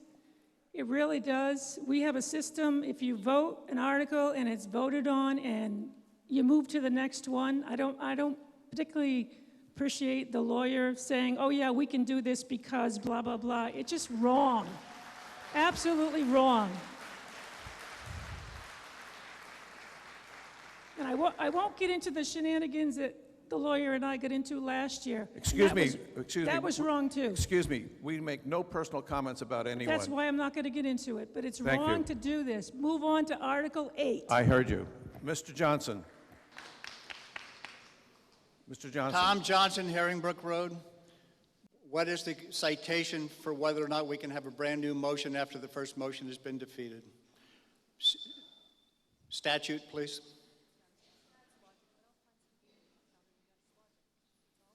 Should be fairly simple to do.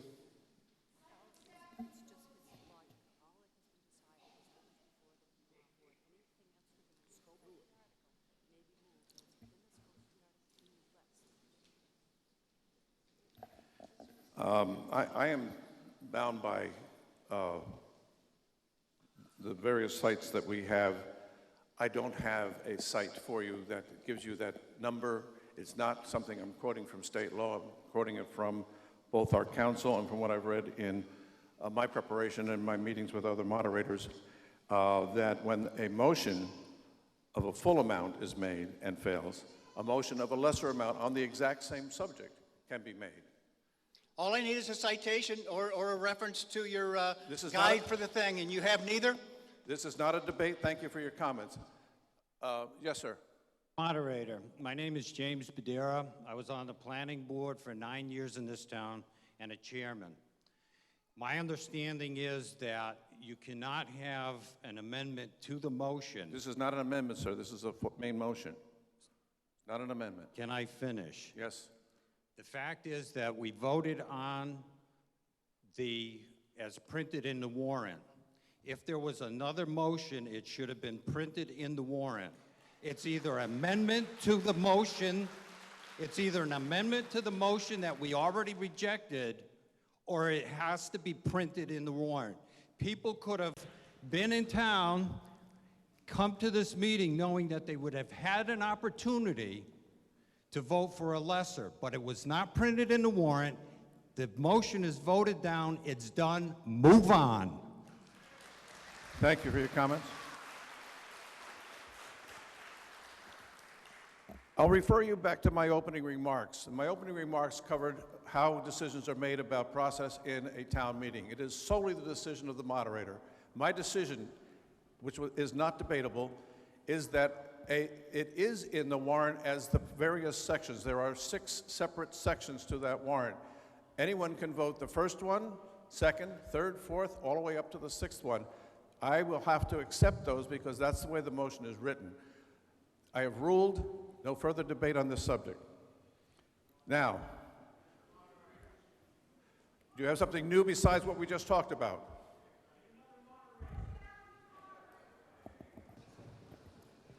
Please stop calling out. If you're on a microphone, I'll recognize you. Yes, sir. Mr. Moderator, Earl Dontremo, 125 Pinewood Road. Yes, sir. I appeal from the ruling of the chair. It's unappealable. Anything else? Okay, so we're going to have Mr. Cole read the motion. If you disagree with this, you can certainly write a letter to someone about it, but I have to make a decision. I've made that decision. Mr. Cole.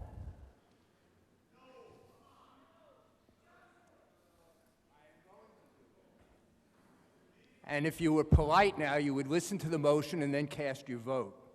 My motion is, the gist of it is to appropriate $40.8 million to complete Phase 1 as provided in the plan.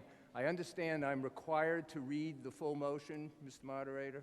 You are, and for Mr. Johnson, the citing is 39.17. That's Chapter 39, Section 17. Thank you. Go ahead. Okay. Move that the town hereby establishes a municipal water supply and water distribution system pursuant to Chapter 40, Section 39A of the general laws and as shown on a plan entitled Water Distribution System Development, Phase 1A and 1B, Eastham, Massachusetts, dated February 2013. That $40,800,000 is appropriated to pay costs of establishing such water supply and distribution system, including without limitation the cost of taking or purchasing water sources or water or flowage rights, the taking or purchasing of land or easements for the water system or for the protection of the water system or water sources, the construction and development of wells, the construction of water towers, the construction of buildings for water treatment and pumping stations, the laying and relaying of water mains, the purchase and installation of water meters, fire hydrants, and other water department equipment, and design and engineering and other costs incidental thereto, and including without limitation all costs thereof as defined in Section 1 of Chapter 29C of the general laws. That to meet the appropriation, this appropriation, the treasurer, with the approval of the Board of Selectmen, is authorized to borrow $40,800,000 under and pursuant to Chapter 44 and/or Chapter 29C of the general laws or pursuant to any other enabling authority, and to issue bonds or notes of the town thereof. Therefore, that the treasurer, with the approval of the Board of Selectmen, is authorized to borrow all or portion of such amount from the Massachusetts Water Pollution Abatement Trust, the trust established pursuant to Chapter 29C of the general laws, and in connection therewith, to enter into one or more loan agreements or security agreements with the trust, and otherwise to contract with the trust and the Department of Environmental Protection with respect to any loan or loans obtained through the trust, and for any federal or state aid available for the project for the financing thereof, and that the Board of Selectmen is authorized to enter into a project regulatory agreement with the Department of Environmental Protection to expend all funds available for the project and to take any other action necessary to carry out the project. That in accordance with Chapter 40, Section 39A of the general laws, the Board of Selectmen is hereby authorized to act as water commissioners and to exercise all the powers of water commissioners pursuant to Chapter 41, Section 69A of the general laws, and that the town hereby accepts the provisions of Chapter 40, Sections 42A through 42F of the general laws to authorize the collection of water rates. Is there a second? Motion's been made and seconded. This requires a 2/3 majority vote. And I will start with this remains the opposing side over here. And that is the supporting side. I'm starting with the opposing side. My name is William Opal. I live on 395 Locust Road. Last year, the selectmen proposed this Phase 1, and it was voted down. I hate to be against this, what I think is a substitute motion, because I'm in favor of a full system, water system for Eastham. But as I said last year, all or nothing at all. We would be paying for a lot of people, the business establishment and those favored living on main roads, to get water at our expense with no guarantee that the rest of Eastham would ever have a water system to your house or be located close enough to a hydrant to achieve an insurance reduction. Thank you, Mr. Opal. I'll go to the supporting side over here. First person, your name and location. My name is Deanna Ross, 50 Austin Avenue. Pardon me. I'm one of the many households who have been contaminated with dioxin. Part to me. I have 2 children under the age of 5 who we've not been able to bathe, drink water, brush our teeth with the water, or cook with the water since January. Take a deep breath. This is very important not only to me and the many families that live at the landfill, but to every resident in Eastham who has had contaminations from septic systems into their wells. It's not just a dioxin issue, it's a pharmaceutical issue and other contaminants. I'm disappointed that a full townwide system did not go through, but I support a partial system and believe it's a good stepping stone, a good start for this community. We've worked really hard to bring factual information to the table, to provide information for everybody in the town to make a good choice about having good quality drinking water for everyone in Eastham. Not only for our children in the future, but for all of us who live here now. It's important, it has to happen. It needs to happen. I support a partial system. Thank you. Thank you very much.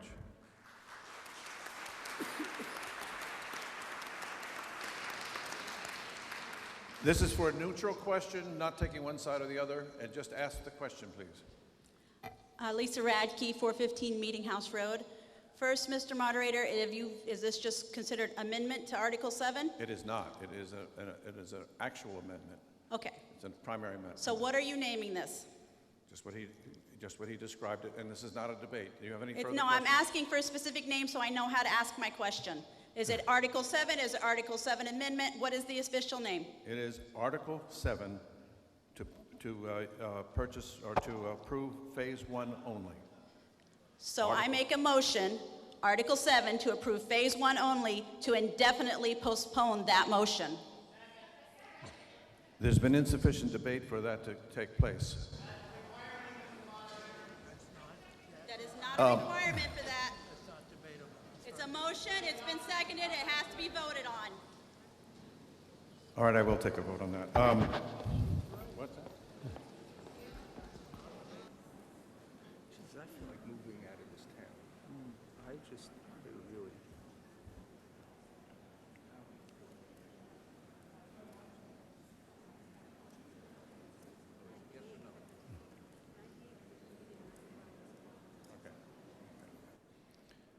Okay.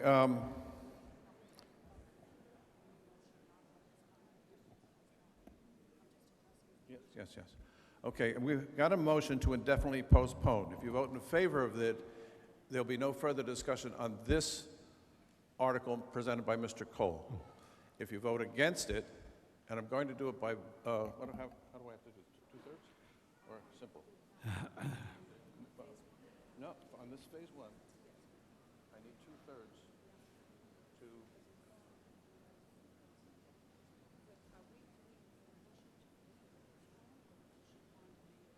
No, we're going to indefinitely postpone Cole's motion. That's a simple majority. Okay. This is a simple majority. Do I have to count? Okay, and I don't have to count, so I'm going to do it first by voice. And if we're not clear? Yes? Can you hear me? Can you hear me now? This is a simple majority. I'm going to try it by voice vote. If it's not clear to me, then we'll have to raise cards and count. So this is in favor of indefinitely postponing, which means removing it from further consideration, the motion made by Mr. Cole. Those in favor say aye. Aye. Those opposed say no. No. Noes have it.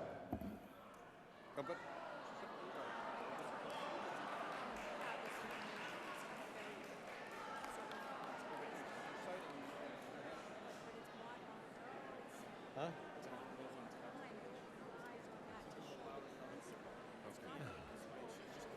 Okay.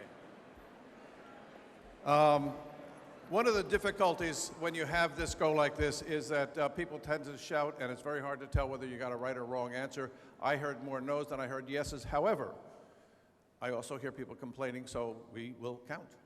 All those in favor, put up your cards, please, and tellers will please take a look. This is in favor of indefinitely postponing, which means removing the motion from further consideration.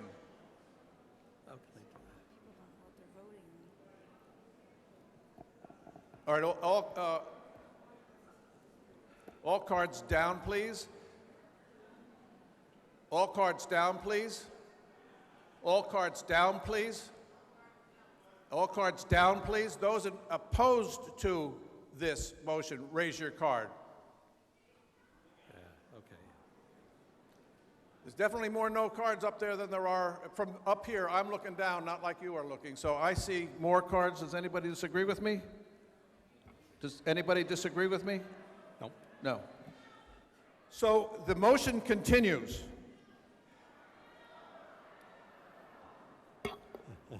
That's 7 people or more contesting the vote. We will count. Will the tellers rise, please? Oh, are we voting yet? Yeah?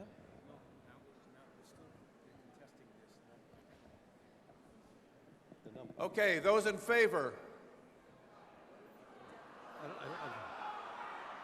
I've lost track of where we're... Listen, I need you to be quiet so we can understand what we're voting on. We are voting to indefinitely postpone the motion made by Mr. Cole, which is for phase 1 of the water system.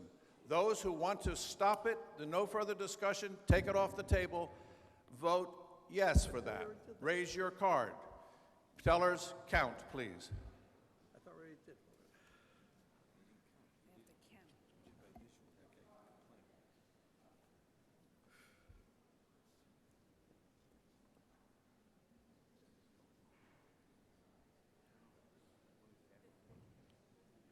This is a simple majority.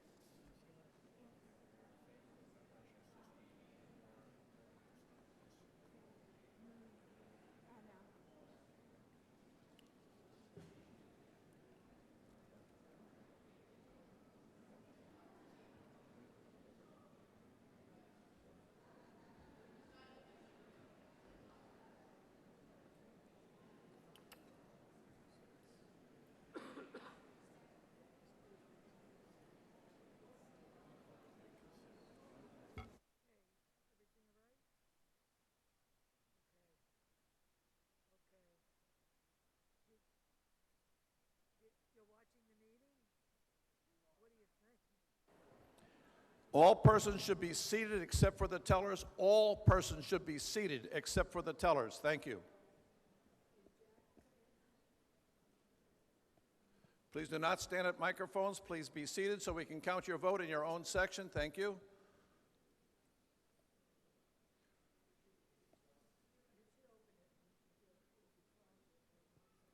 Donna and Roger, were you able to count your section? You have that done? All sections are in? No, one section to go.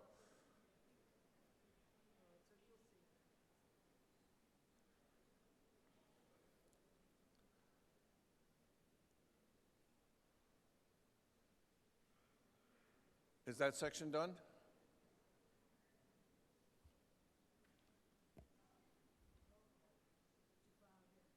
Section's done. All votes are in for those in favor. Please put your cards down. Those who are opposed to ending this article, which means you'll have an opportunity to vote on it later, but right now, those who are opposed to stopping it, raise your cards. Will the tellers please count?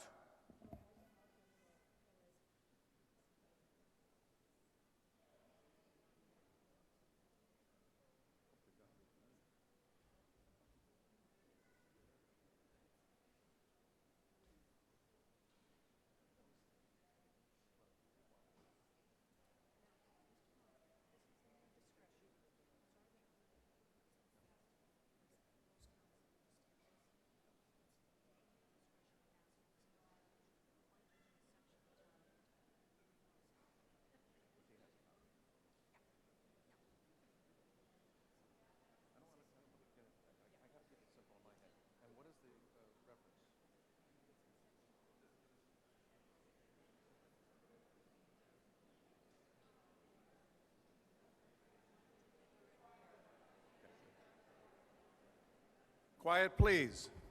Quiet, please. Everyone should be seated except for the tellers. Tellers, when you're done, please get your pink cards into the town clerk.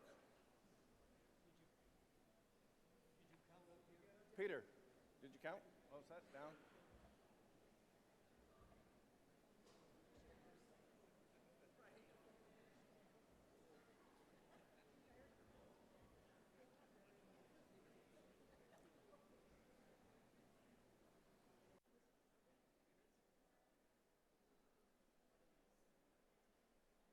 Keep your cards up in this section 4. Keep your cards up in section 4.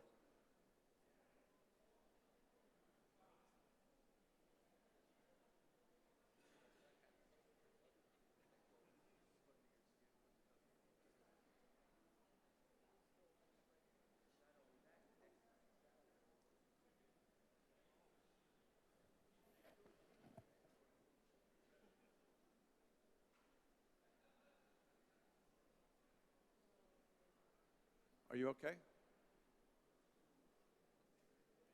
Tricia, are you okay? You got your count? Okay. You're okay?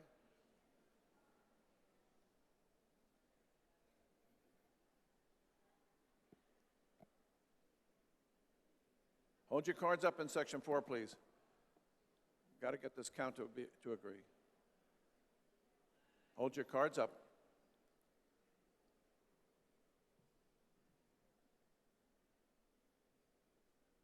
Roger, your section was okay?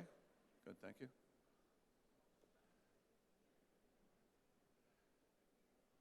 Mary and Steve, include your own votes.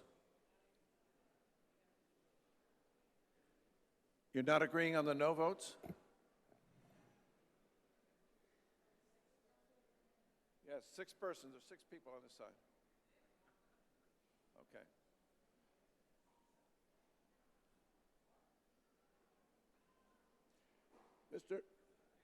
Mr. Knight, you're out of order. What is your count? Does your count agree? Section 4, I'm sorry, but the no votes have to raise your cards again. That we got to get this to agree.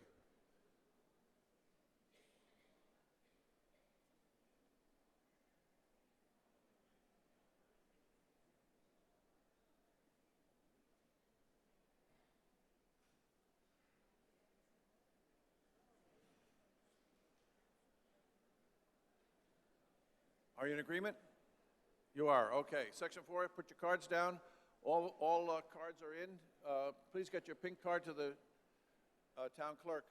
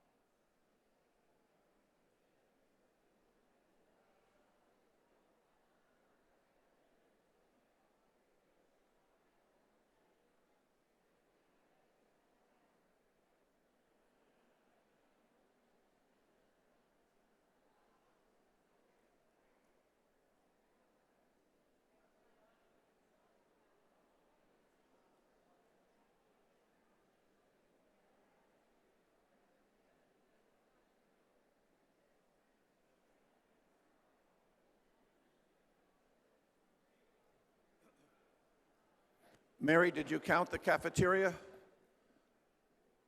Mary?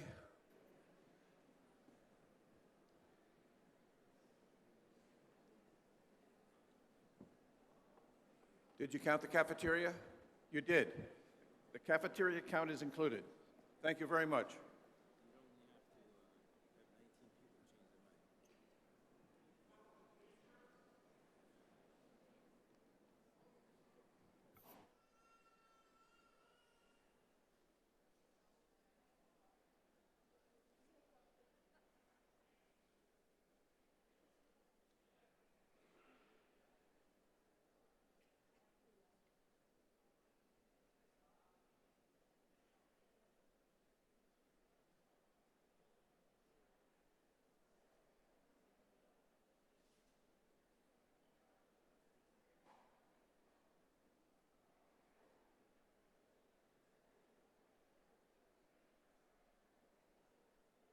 Your attention, please. Silence, please. Silence, please. Thank you. Those in favor of closing this and not continuing it are 380 votes. Those not in favor of closing it and continuing this motion, 571 votes. I rule that the motion may continue to be debated. Now, Mr. Johnson, if I may address you. You asked a question. Takes a little time to do the research. You have a copy of town meeting time. You've showed me before, or can get it at the library. It is under section 36, main motions, and it is on page 85. Thank you. Any further questions? I'm going to move to the next microphone. Yes? Mr. Moderator, I have... Mr. Moderator, excuse me, sorry. I'd like to call the question, please. There's been no debate. I got a point of order as well. Go ahead with the point of order, Mr. Johnson. And please, if you can, let us get on with the meeting. What is it you need now?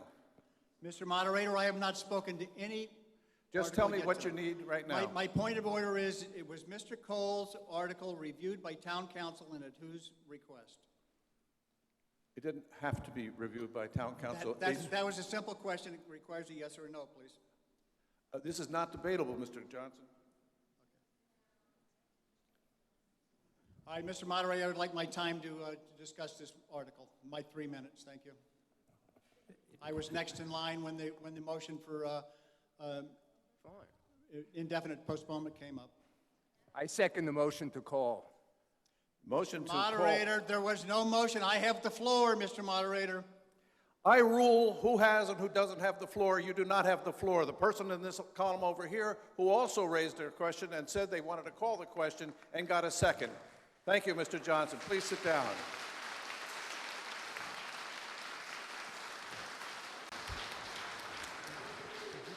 You have called the question. We have a second. I'm going to do this by a voice vote. Let's see what we get out of this. By the way, on the no votes that I declared no's, that is what the outcome was, because I hear differently than you do in the audience.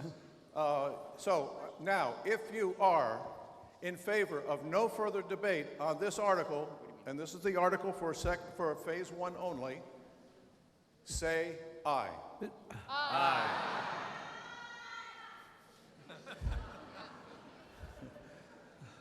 Nice try. And if you are not in favor now, say no. No. I can't call that. I can't call that.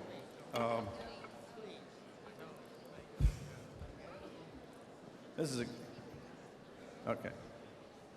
All right, we're going to do just a show of cards. Those in favor of closing this article, no further debate, raise your card, please.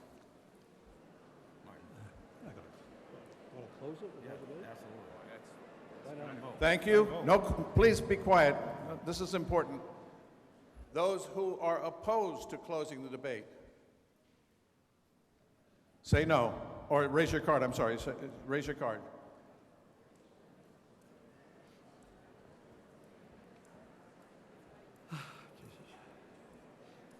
So they're closing the debate. Okay, I only see a few cards, so the debate is closed. And we will then vote on the main motion that's before us now. That means there's no further debate on this.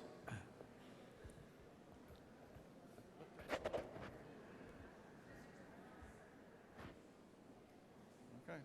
So we will go ahead and vote on this. This is Article 7. And it is on phase one only. What was the amount of that again? 40, what was the amount? 40,800,000. 40,800,000. This is a two-thirds vote, everybody count? Yeah. By bonding law, that means the people who lend us the money for this, they require a two-thirds vote, and they require that it be counted. I'm sorry about that, but I got to follow the rules. So if our tellers will rise, and if you are in favor of phase one only, raise your card.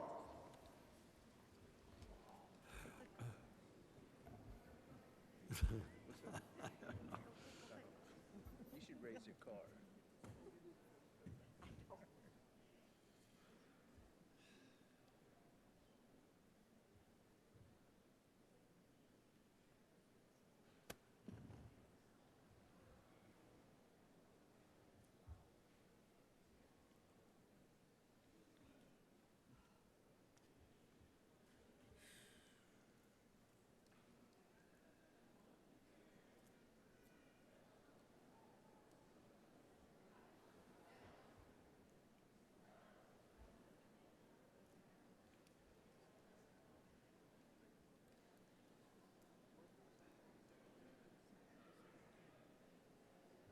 Okay. You said you could put it down. In agreement? Lights down.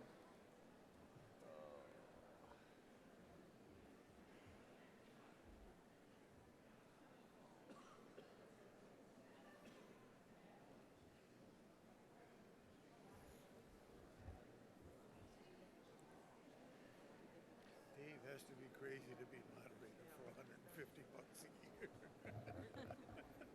Someone said we lost by 33 votes. You had 38? No, I had 30, well, I had 33. Oh, you do have Six- 33. I had 685. I misheard you. 393, Okay, no, I and just... 718. Actually, let me get it. What was it? 685? I'm sorry. I got one. 392. You know, we tripled our vote. More than double.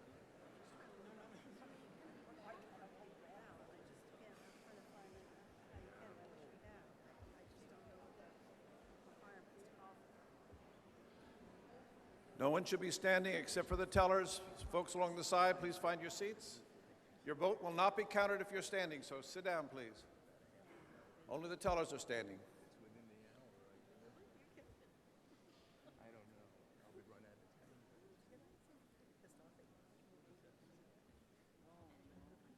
time. And Mary, did you get the ante-room? Good?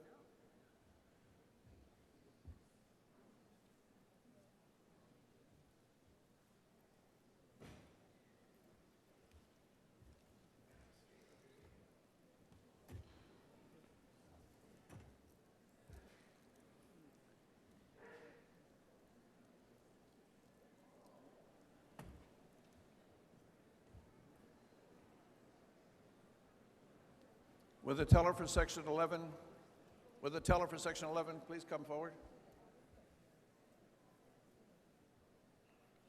12, I'm sorry.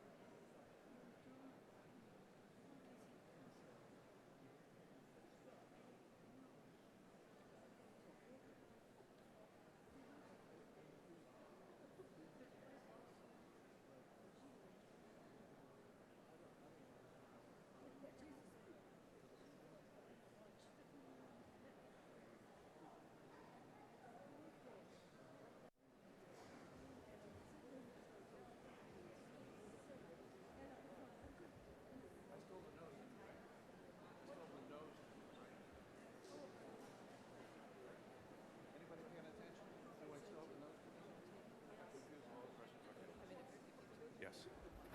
Okay. Those who, I'm sorry, these counts are taking longer than I'd hoped. Those who are opposed, say no. I'm sorry, raise your cards if you're saying no. The tellers will count that, please. I'm going crazy with the questions. Don't ask any more questions, please.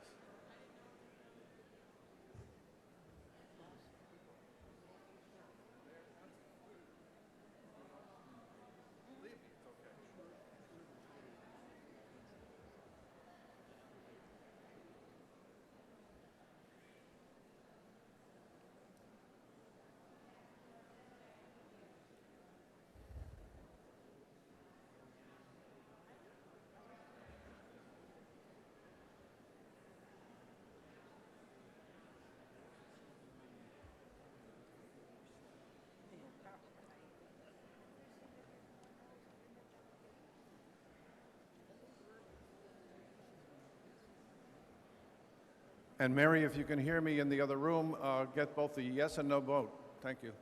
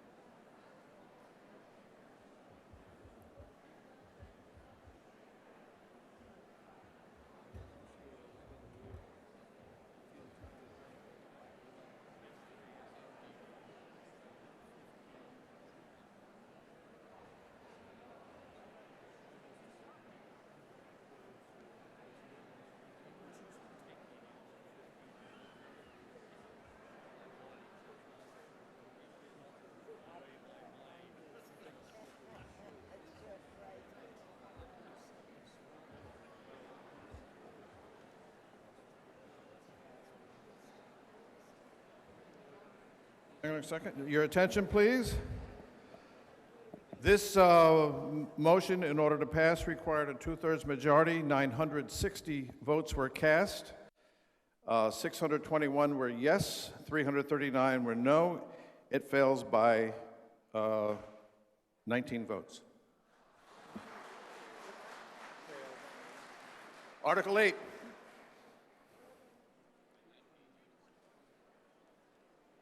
Article 8, please. Martin McDonald. Article 8, please.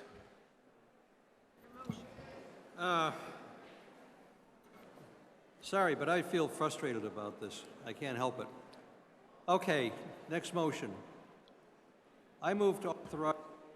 You're quiet, please. Thank you. Yeah, if you... I move to authorize the Board of Selectmen to enter into a contract for the disposal of solid waste as printed in the warrant. I heard a motion. I have a second. The town solid waste contract expires in 2015. This article allows the town to negotiate for a new waste contract. Okay, I have a motion and a second. Anyone at the opposing? Mr. Johnson?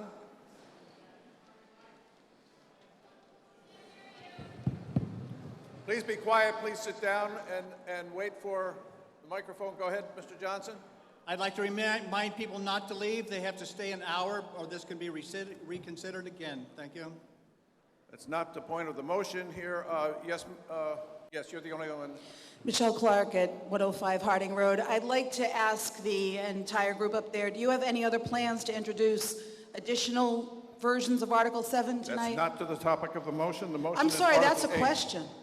It is not a question regarding Article 8. You have only the right to speak about Article 8 at this time. Please just wait until the next article comes up. There's no further comments on Article 8. Those in favor say aye. Aye. Those opposed say no. The ayes have it. This passes, requires a majority, and the motion is adopted. Okay, Article 9. Through the moderator, I move to change the purpose of which the land is from being held general municipal purposes to being held for general municipal purposes and disposal. It's shown on Assessors Map 04, parcel 431, as printed in the warrant.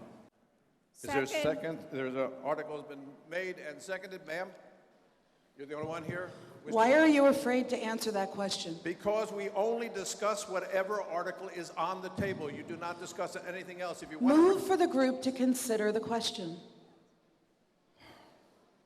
We have people here who need to get their children out of the childcare and get them home to sleep. So we need to know if it's safe to go home, or if everyone up there has plans to introduce another version of Article 7. That's what you're talking about. That's exactly what I'm talking about. Oh, I didn't understand that. Article 9 is what we are voting. I can only tell you that I don't know. I'm only the moderator. I do not make any motions. Only the members of the audience or the members up here can make those motions. I don't. So move to ask every member, let's do a roll call of everyone on the stage. I will not do that. That is not part of our warrant. Our warrant article number 9, there's no further comments being made. All those in favor say aye. Please sit down, ma'am. Say aye. Aye. Those opposed say no. Constable, she's out of order. Please sit down, ma'am.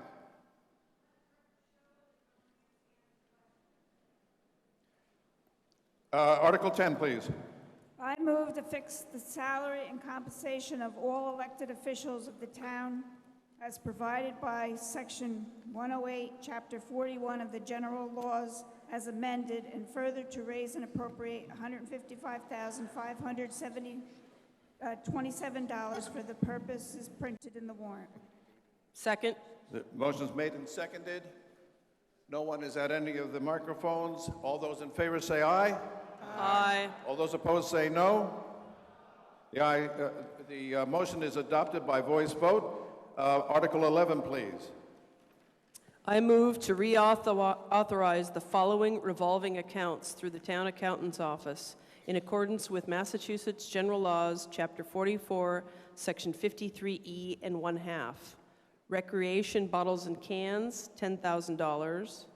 And home composting, bin recycling, $5,000. And vehicular fuel sales, $30,000. And COA Adult Day Center, $7,000, as printed in the warrant. Second. The motion is made and seconded. No one's at the microphone. Those in favor say aye. Aye. Those opposed say no. That motion requires a majority, and it's a majority by voice vote. The motion is adopted. Article 12. I move to set the operating budget at $22,191,512 as printed in the warrant, and to meet this expenditure, to raise and appropriate and use estimated receipts totaling $21,277,642, and transfer from the ambulance receipts reserved account $569,077, $450,000 to line 30 fire salaries, and $119,077 to line 32 fire capital, and transfer from the septic loan betterment account $20,400 to line 74, and transfer from the windmill receipts reserved account $2,000 to line 67 recreation expense, and transfer from the media access account the sum of $58,393 to line 11 data processing salary, and transfer from free cash $264,000, $214,000 to line 41 Eastham School Operations, and $50,000 to line 80 Barnstable County Retirement, and further transfer from free cash dog receipts an additional $2,500 to line 65 library expense. Second. Motion's been made and seconded. I'm going to go through this section by section, and you call out hold if there's any section you want held. Under general government, lines 1 through 26, any line wants to be held. Lines 27 through 40, public safety and inspectional services. Hearing none. Line 41 through 44, educational services. Lines 45 through line 53. Health and Human Services, line 54 to line 63. Lines 64 through line 68, Culture and Recreation. Line 69 through line 78, Debt and Banking Services. Okay, hold on. What line number? Line number 70, landfill capping, through you, Mr. Moderator. Can I have an explanation of that? No. John? Whoa. We take all the holds first, and then I'll come right back to you. Got it. Let me just finish this up. Line 79 through line 83. We have one hold. You have the floor, ma'am. Your name and address. Yes, Susan Wasson, 95 Blue Heron Way. Can I please have an explanation of line 70, landfill capping? I thought that the landfill was capped. And also line 77. And line 77, municipal water. Okay. Who wishes to address first line? Line 70. Sheila Vanderhoff, Town Administrator. Sheila? Yeah, I'm trying to find a mic that works, sorry. Sheila Vanderhoff, Town Administrator. Line 77, landfill capping. The landfill cost us $1.1 million to cap back in 1997. We have been paying the debt on it, and this is one of the debt payments against that borrowing. Line 77, municipal water. The town meeting had approved $3.1 million to be used to get us basically where we are now in terms of some design issues and proving that we had sufficient supply. We had that money secured through a grant and loan, through a low-interest loan that would have been a 20-year term from USDA. We were unable to make good on that because we had no vote from town meeting in terms of installing water, and so we've borrowed that on a shorter term. That is the debt payment against that $3.1 million. Any further questions? Thank you. Seeing none, thank you, ma'am. Seeing none, those in favor of the motion vote aye. Aye. Those opposed to the motion vote no. It takes a majority vote. Majority vote passes and it is adopted. Article 13. I move to appropriate $656,500 and to meet this appropriation to raise and appropriate $60,000 and transfer from free cash $496,500 and transfer from the ambulance receipts reserved account $100,000 for the purpose of acquiring the items and undertaking the improvements as printed in the warrant. Second. This warrant article number 13 has been made and seconded. I see no one at the microphones. I'll bring this to a vote. Those in favor say aye. Aye. Those opposed say no. This vote passes on a voice majority. Article 14, please. I move in accordance with the requirements of the Town of Eastham Home Rule Charter, Section 6-6A, to accept the capital improvement plan for fiscal years 2015 through 2019 as printed in the warrant. Second. Motion has been made and seconded. I see no one at the microphones. Those in favor of the motion say aye. Aye. Those opposed say no. Majority by voice vote. Motion is adopted. Article 15, please. I move to transfer from free cash, so-called, the sum of $101,533 to pay the Town of Eastham's share of capital expenses for Nauset Regional School District for improvements and equipment as printed in the warrant. Second. Motion's been made and seconded. Is there anyone speaking? I see no one. Those in favor of Article 15 say aye. Aye. Those opposed say no. Passes, majority required, passes by voice vote. To the timekeepers, Anita and B, what time was the vote taken, or town clerk, what time was the vote taken on the first water motion? If it's an hour and 15 minutes ago, the opportunity for reconsideration is closed, ma'am. I can now give you that answer. Okay. We need you to stay, if you can stay, if at all possible, and I thank you for your question. Article 16, please. I move to transfer from free cash $11,000 to be given to the Eastham Chamber of Commerce as a grant to help support operations of the information booth.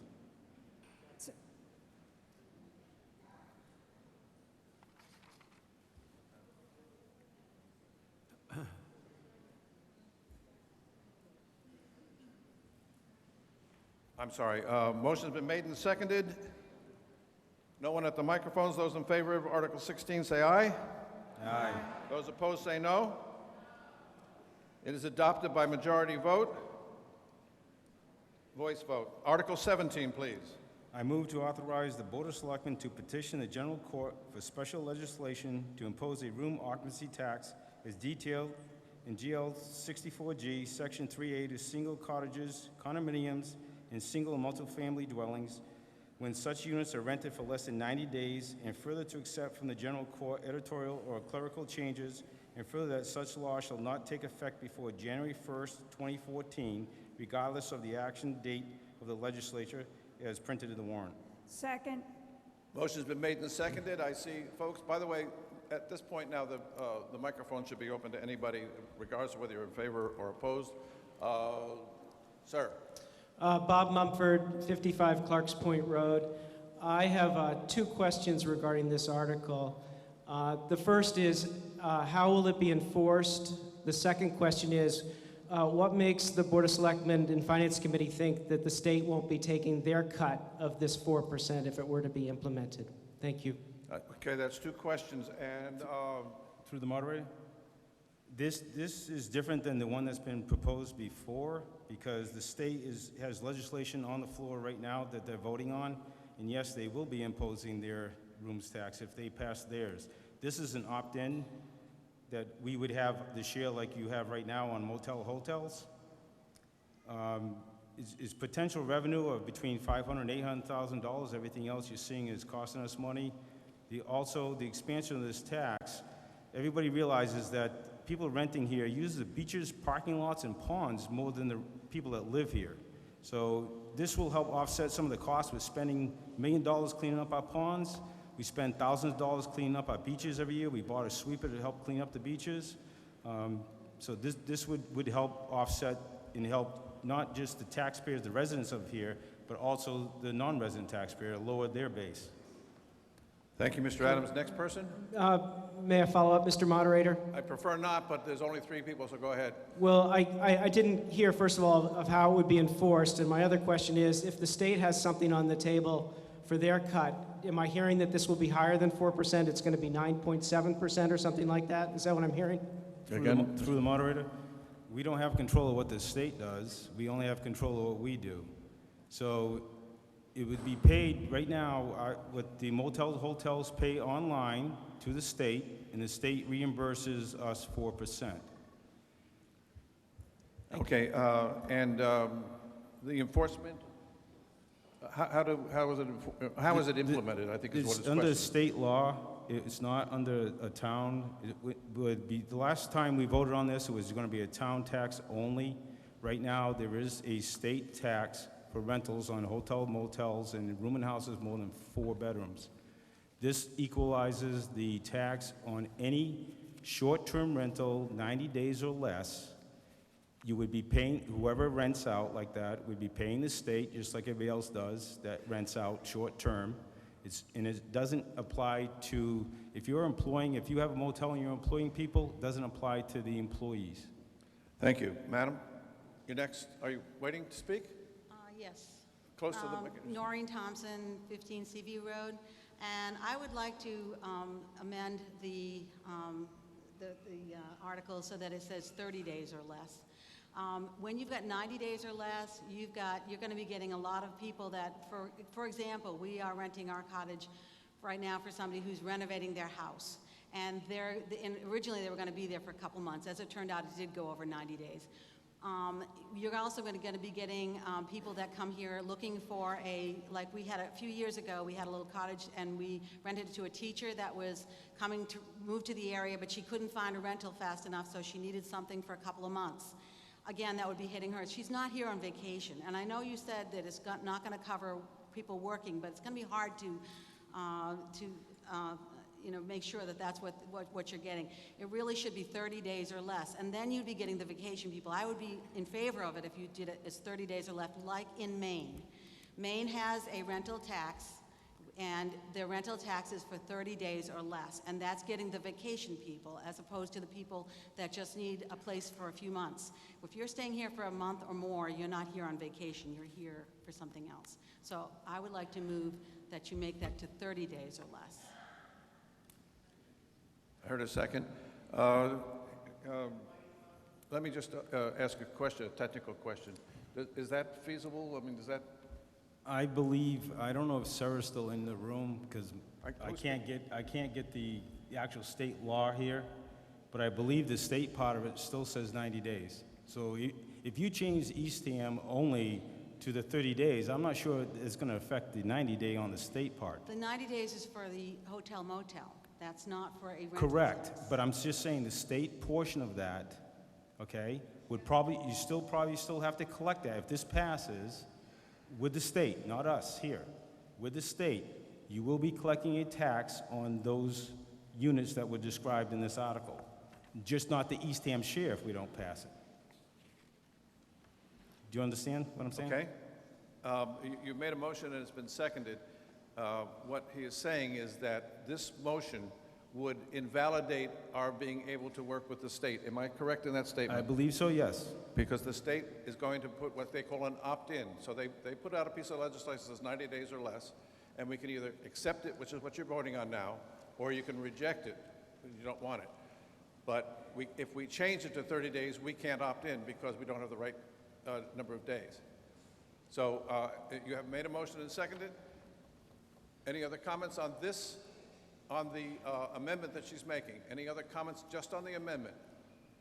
Seeing no one raising their hand for a comment on this, all in favor of changing the motion, of amending the motion to 30 days instead of 90 days, please say aye. Aye. Not in favor of changing that, leaving it where it is so that it combines with the state at 90 days, say no. No. The noes have it, so the motion is not passed. To this next microphone, Mr. Johnson. Yeah, Mr. Moderator, Tom Johnson, Herringbrook Road. The majority of the taxes that are paid in this town are paid by non-resident taxpayers. They pay more than we do. They've just been hit by a 7.6% increase in their taxes for not living here. Those that rent don't rent because they want to. They rent because they have to pay the taxes and the other expenses. Yes, their renters use the beaches, but those taxes, once again, come from the people that own those properties, and increasing this tax will mean that those people have to rent longer to break even. Most of those are renting those so that they can eventually retire down here and become residents. Putting this tax on them just brings more people that have to come in to rent for them to break even, and just increases the amount of the resources that are used by this town.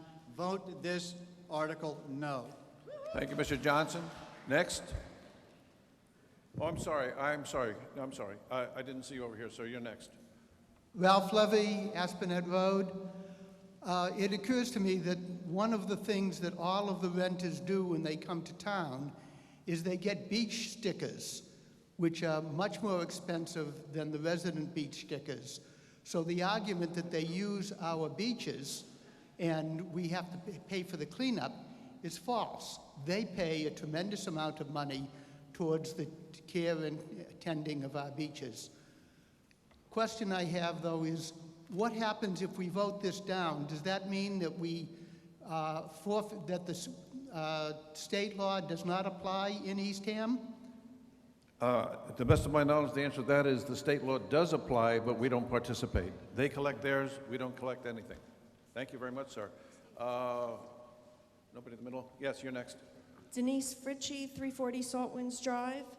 I have rental properties, and as the years go on, I see my tenants more and more getting cheaper and cheaper. They're eating out less. They're cooking a lot more at home. Trust me, I'm taking the garbage to the dump.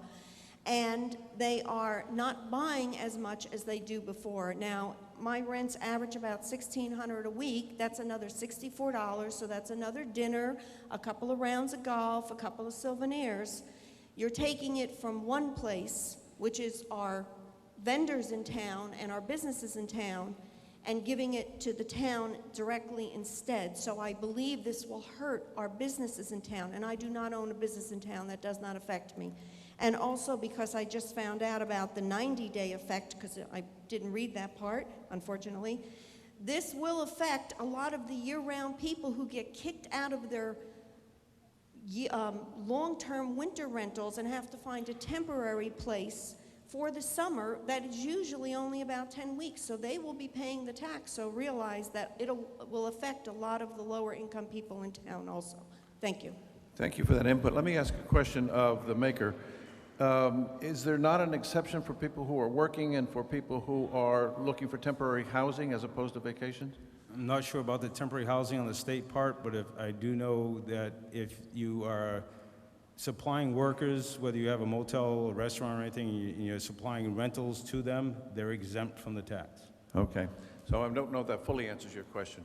Any further, are you? Comment. What about the J1 visa people where the employer is not providing rentals for them? Will that exclude them as well? They're classified as workers, correct? Yes. They're classified as So workers, they will and they be are excluded. exempt. Exempt, okay. No further questions. Those in favor of this motion say aye. Aye. Those opposed to this motion say no. No. I think the noes have it. This is not adopted. Article 18. I move to transfer.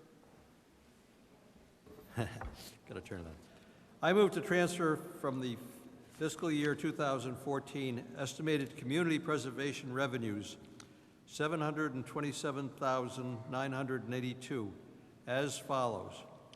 Open Space Reserve, $72,798. Historical Reserves, $72,798.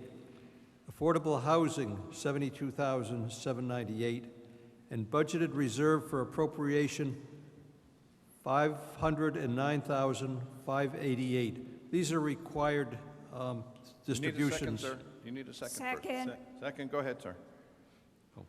Go ahead, Mr. McDonald. This is required by the Community Preservation Act to set aside so much in each of these categories. Yes, sir. Mr. Mumford? Bob Mumford, 55 Clarks Point Road. I now stand before you as the chairman of the Community Preservation Act Committee. Articles 18 to 25 all deal with the Community Preservation Act, which is funded by a 3% property tax surtax. You can see that on your property tax bill, and also a state match. Article 18 is a bookkeeping article, and roughly $500,000 is raised through property taxes. The state match that's expected this year is about $225,000. So this bookkeeping article allocates the required 10% set-asides for affordable housing, open space, and historic preservation, and it leaves the balance to be appropriated to projects in those three categories as needed. We ask for your support of this article. Thank you, Mr. Mumford. I see no one else at microphones. Am I correct? Okay, then we'll take this as a voice vote. It requires a majority vote on Article 18. Those in favor say aye. Aye. Those opposed say no. Okay, it is adopted. I move to transfer from the Community Preservation Fund balance $30,000 to the Community Preservation Administrative Expense Account for the purposes as printed in the warrant. Second. Motion made and seconded. Mr. Mumford. Thank you, Mr. Moderator.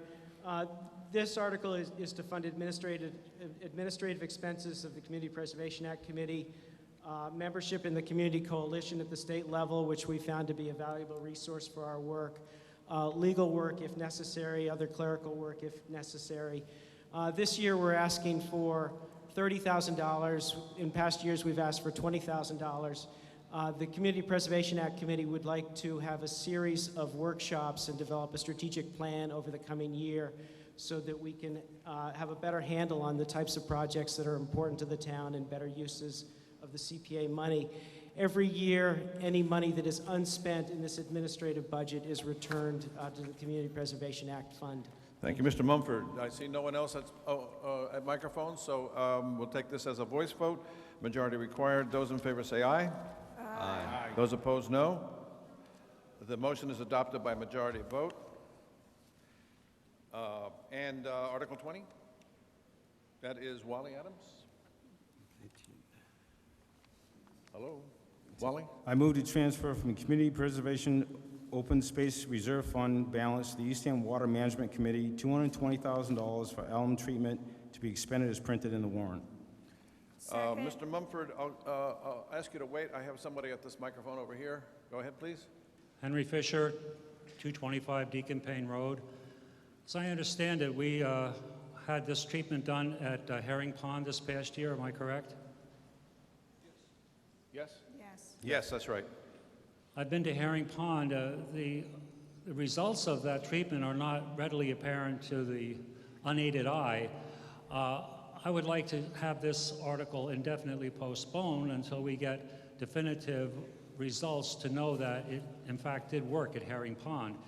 If it in fact, did work at Herring Pond, I would love to see it done to Great Pond.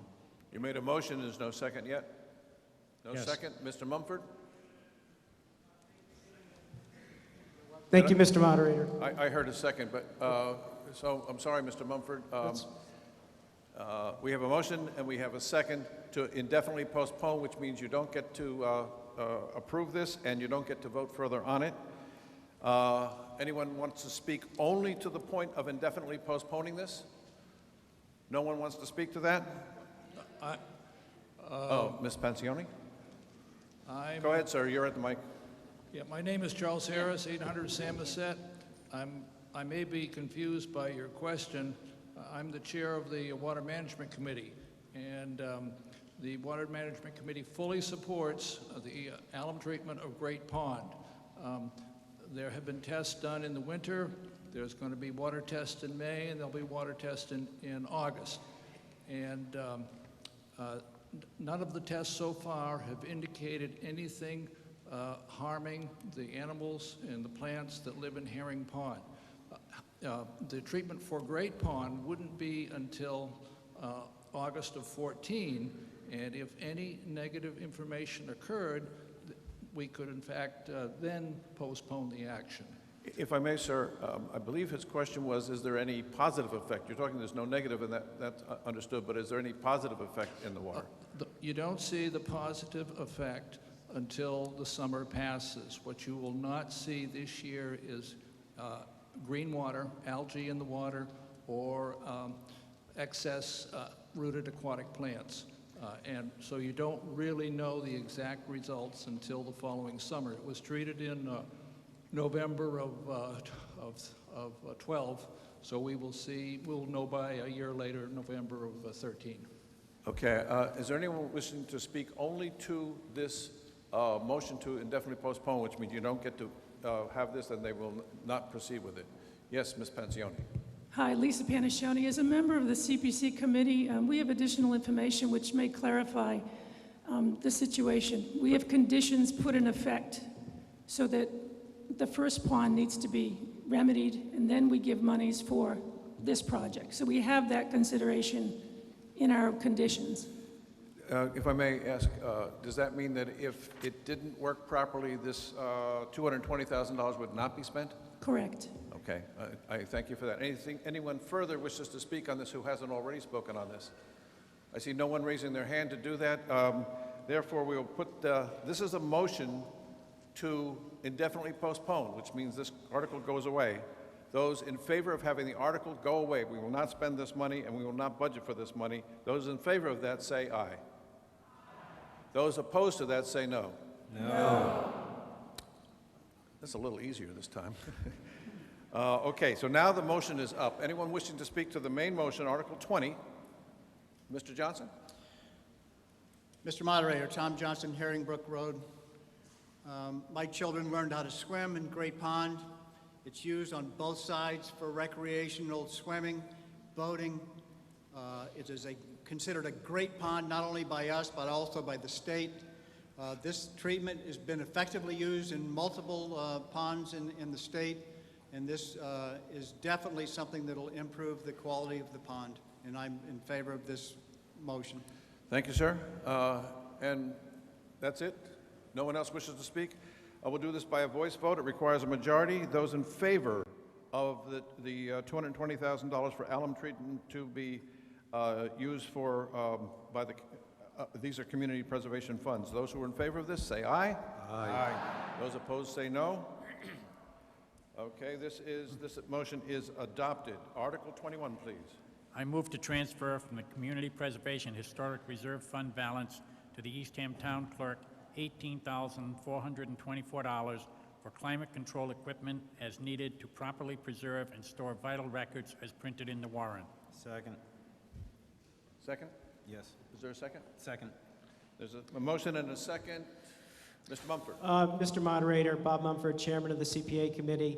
The committee fully supports this article. It is something that we've done with another vault in Town Hall that's been successful, and it's important that the town records be preserved, so we support it. Thank you. Thank you, sir. I see no further comments. No one else is wishing to speak to this? Okay, then we'll call this question. Those in favor of Article 21, say aye. Aye. Those opposed say no. The motion is adopted by voice vote. And Article 22, please. I move to transfer from the Community Preservation Open Space Reserved Fund balance to the PACE Committee the sum of $25,000 for enhancing handicapped accessibility at Bees River and further to be expended as printed in the warrant. Second. Motion made and seconded. Mr. Mumford? Again, the Community Preservation Act Committee supports this article to improve accessibility at Bees River at the very, very end of the First Encounter Beach parking lot. I believe there's a member of the PACE Committee that may want to speak to it as well. Thank you. Thank you, Mr. Mumford. Next. Hi, I'm Lori Havenstein, and speaking as chairman of the Public Access Committee in Eastham, and we deliberated quite a bit to determine where we could put new path mats to make the town more accessible for people that have difficulty walking in sand. So I'm just urging everyone to please support this. Thank you, ma'am. Mr. Johnson, did you wish to speak? Mr. Mumford, you're done? Okay, then I'll put this motion to a vote. Article 22, those in favor say aye. Aye. Those opposed say no. Passes and is adopted by voice vote. Article 23.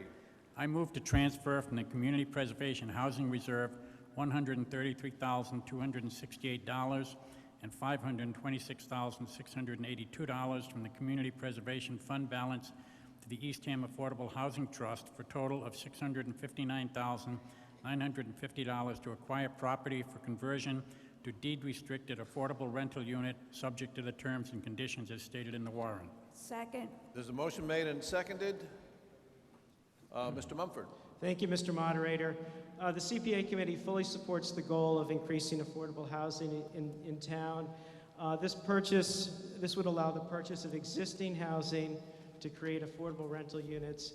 It's been done previously and successfully using CPA funds, so it's proven successful, and we urge you to vote in favor of it. Thank you. Thank you, sir. Next person in line, sir. Did you wish to speak? Mr. Moderator? No.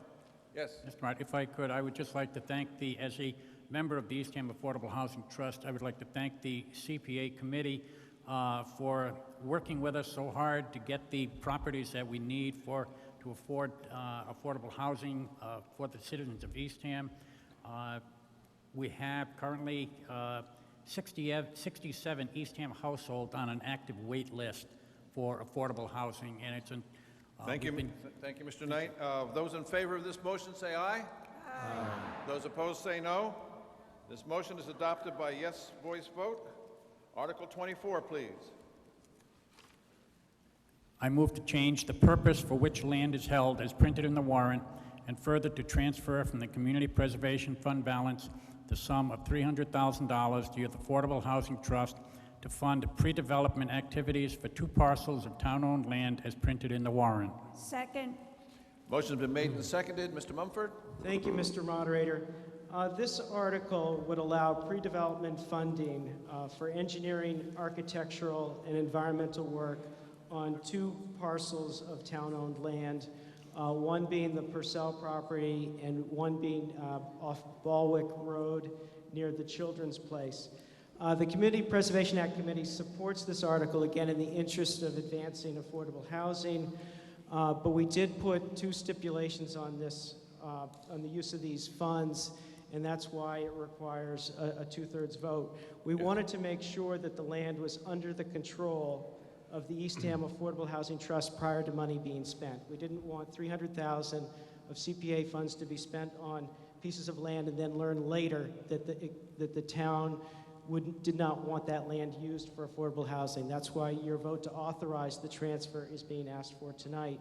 We also stipulated that only portions of the property of each piece of land can be transferred for affordable housing to preserve the town's goal of mixed use, whether that's market rate housing or whether with Purcell property, whether it's retail or some other use. But we wanted to make sure that neither one of these parcels became 100% affordable housing, because we felt that would be inconsistent with the town's comprehensive plan.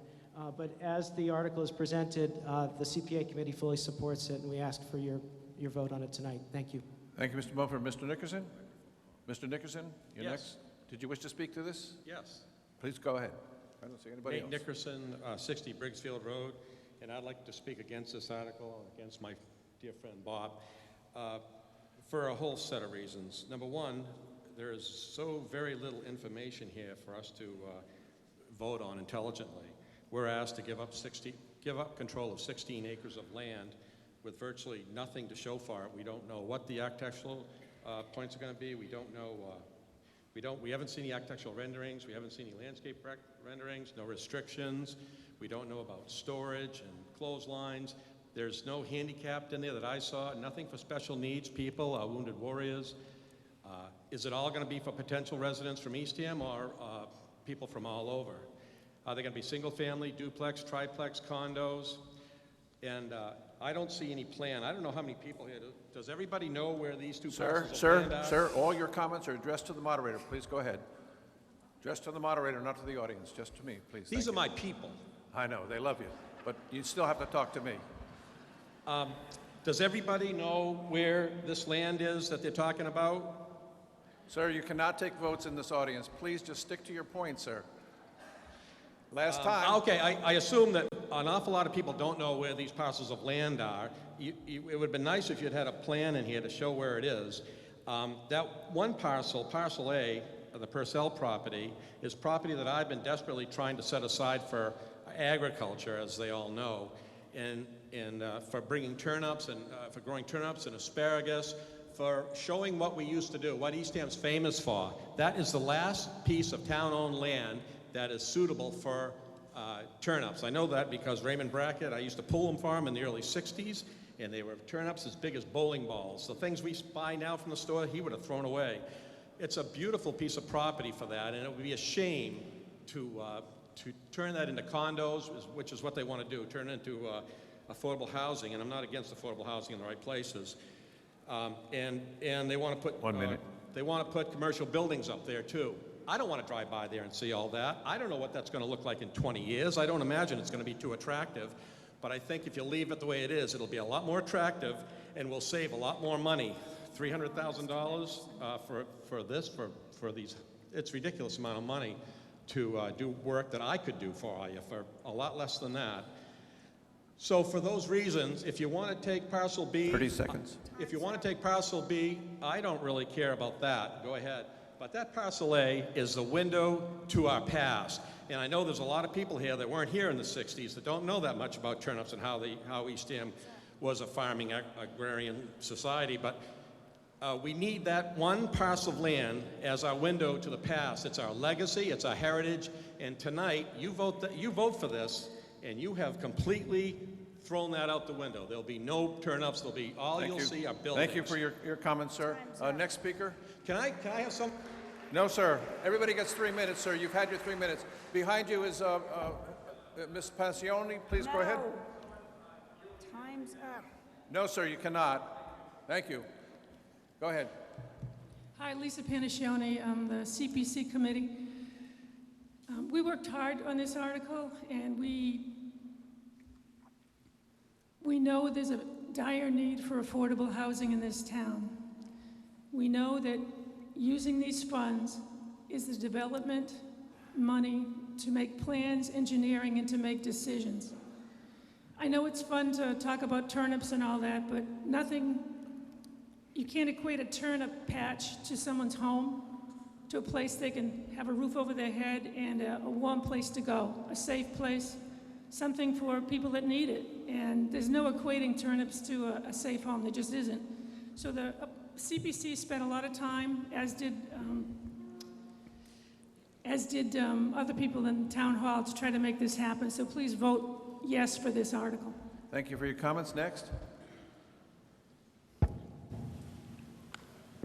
Hi, Mr. Moderator. My name is Cindy Nicholson, 1005 Nauset Road. I'm speaking on behalf of specifically Parcel B, which is very close proximity to the area of the transfer station. That's better. And I ask that this article be voted down. Thank you. Thank you. Okay, there's no further persons who haven't already spoken. So, Mr. Moderator? Yes, sir. Go ahead. I didn't say that. Mr. Moderator, if I may. Thank you. Yes, Mr. Knight, go ahead. To answer some of Mr. Nickerson's comments, number one, if we had all known 20 years ago what things were going to look like in Eastham, we probably wouldn't be here. But on the Purcell property, 7 acres would be used for affordable housing. There would still be at least 5 acres available for other activities. And when this land was purchased many years ago, it was not purchased for a turnip farm.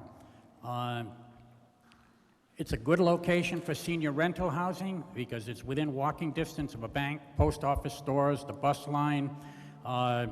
The Baldwick Road land is a good location for clustered housing for families and single with close access to the children's place. But just some points of interest, there is 0 senior housing rentals in Eastham. Lifelong Eastham residents must move to Orleans, Chatham, Harwich, Brewster, Dennis, or further if they are looking to qualify for a senior rental unit. Just for example, there's a wait list of 70 seniors for Tonsett Wood and Orleans. With each town providing local preference, Eastham seniors have a slim chance of securing a senior rental unit in any other town. Eastham, unfortunately, will very soon have the distinction of having the smallest number of affordable rental units of any town on Cape Cod. Even Truro has more affordable rental units than Eastham with their new Sally's Way development. And as far as what is done with the money, without this investment to do the studying for the properties, a project cannot be submitted for private financing or public funding. So it is mandatory that we go ahead with this if we're ever going to acknowledge the fact that we need affordable rental units in Eastham. Thank you, sir. There being no one at the microphones who hasn't already spoken to this article, I'll call the question on this article. Those in favor, say aye. Aye. Those opposed, say no. No. That's not 2/3 by my count. Anybody disagree with that? Yes, sir. You only get one shot at the microphone, 3 minutes for each person. You had your 3 minutes, but it also has failed, which is, I think, what you were asking for. The motion has failed, which is what you were asking for. You had your 3 minutes, sir. Please, we got a lot of work to do, and we're running out of time. Anything further? Next article is Article 25. Please proceed.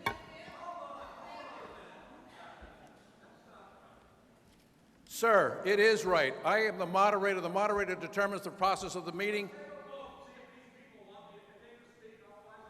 Sir, the motion has been made. It failed, which is what you asked them to do. You asked them to vote it down. They did. What? Jesus.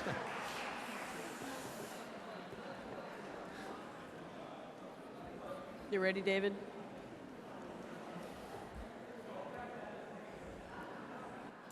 Article 25, please. I move to transfer $20,000 from the Community Preservation Open Space Reserved Fund balance to the Open Space Committee for the construction of pathways, benches, and other amenities to be expended under such terms and conditions as printed in the warrant. Second. We have a motion and a second. And if I could just say something Please, go about ahead. this first. If you notice in the warrant, it was 1 to 4. I was the only selectman who voted in favor of this. And I feel it falls in line with previous votes that have been taken on this property. Several years ago, we voted to designate it as open space, and that passed by a 2/3 majority vote. And I believe it was last year we designated a parking area for that same parcel so that people could access this open space area. All this does is refine the paths so there's accessibility and define them so people know where they are, because right now there's sort of, some of them are a little willy-nilly in there, and this just defines the area. So, thank you. Mr. Moderator? Mr. Rudder. 1 second, sir. I'm going to go to Mr. Mumford next. Thank you, Mr. Moderator. Bob Mumford, Chairman of the CPA Committee. I think Selectman Ekman described it very well. This is a use. These funds would be used consistent with the town meeting vote of 2 years ago to use this land for open space and recreation. It will enhance access and usability for everyone, and we feel it's a very appropriate way to use $20,000 of CPA funds, and we urge you to vote in favor of it. Thank you. Thank you, sir. I'm going to recognize the chairman of the Finance Committee, Mr. French.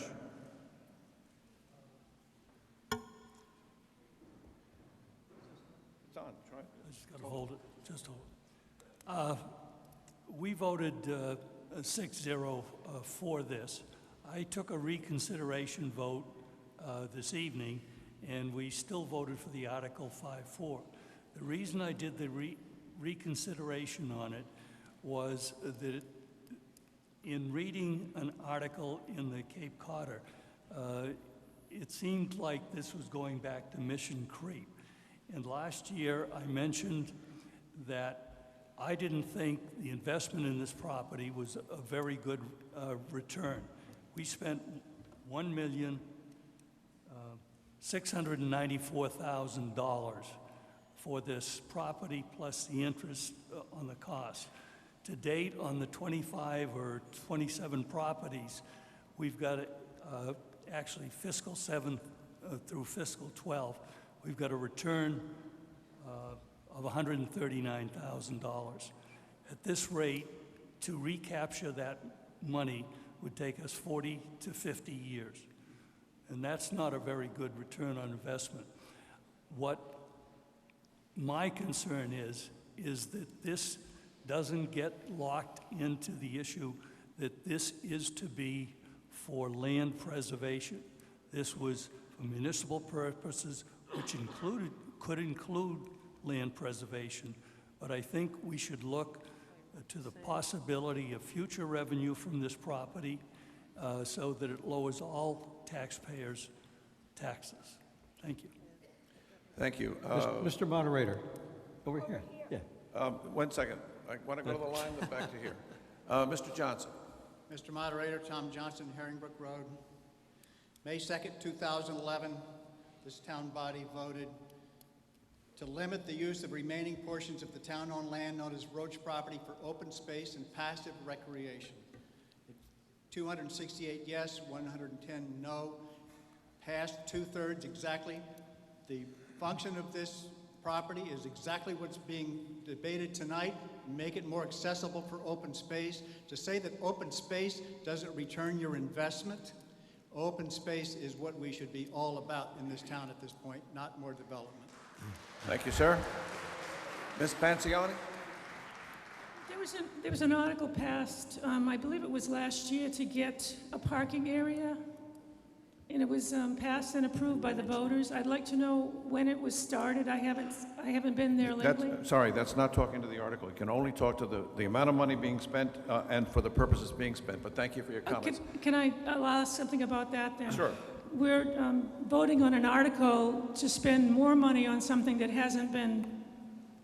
My point is that we're voting on more work to be done in this property, which I think is a wonderful idea. If someone hasn't been there, you should go there. It's absolutely beautiful. This is a good use of money, but I'm wondering why the selectmen haven't moved forward with what we asked for last year. I know, but we can't go back into that. Next person. Just hasn't been done yet. Frank Dobek, 125 Edgewood Road. I'm speaking to you as chairman of the Open Space Committee. 2 years ago, this body voted that we reserve this land for use as open space and passive recreation. The committee investigated the land, decided on the 2 main trails that are on the property, and now we decided we want to enhance those, protect the environment on those trails, and add some ADA accessibilities with a few benches for people to enjoy what is open space in the town of Eastham. Until such time that the Board of Selectmen and the Board of Finance comes up with a plan to use this property for other purposes, it is open space passive recreation. We are hoping that this body will pass this motion to fund this development, and we also hope that the Selectmen will expedite the completion of this project as well as the project that was funded last year. Neither project has the right to sit there and not allow the people of Eastham to enjoy what is open space. Thank you, sir. There being no further persons at the microphone, Mr. Johnson, Mr. Johnson, if you would kindly sit down. David? You're not speaking to this. Please sit down. And Mr. Moderator, I wanted to say one comment. Martin's been trying to talk. I'm recognizing Selectman McDonald. Thank you. I just wanted to comment. I did vote against this article, and I think it's important why I did. I have nothing against pathways and people being able to walk on this property. It is municipal property, and as such, it's the responsibility of the selectmen to administer it. Now, when this first came up, we asked for a plan because we needed to understand exactly what's being done on the property. We never received that plan, and so therefore, we really don't know how things are being laid out, what's being done with this overlook, and neither do you, because the plan should be in your warrant article so we can all see exactly what's being proposed on town-owned land. and that's why the primary reason why I voted against this article. Thank you, sir. It could be brought up another time when a plan is presented. Thank you. May I respond? Yes, As go ahead. chair? But please keep it very short. You've already spoken once. so Yes, keep it you're very right. short. There is no plan in existence at this point. The reason of the funding is so that the plan can be designed. The plan would have to go before the selectmen. The selectmen would have to hire the appropriate contractor and go from there. So it is not money that we are using to directly fund the project. It still needs to go through the selectmen, who are truly custodians of town-owned property that is owned by the people of Eastham. Thank you very much. Anything further? Mr. Moderator, if I Yes, may. sir. Mr. Knight. I have no problem at all with the use of the property as it currently is. It's open, people can use it, they can walk it.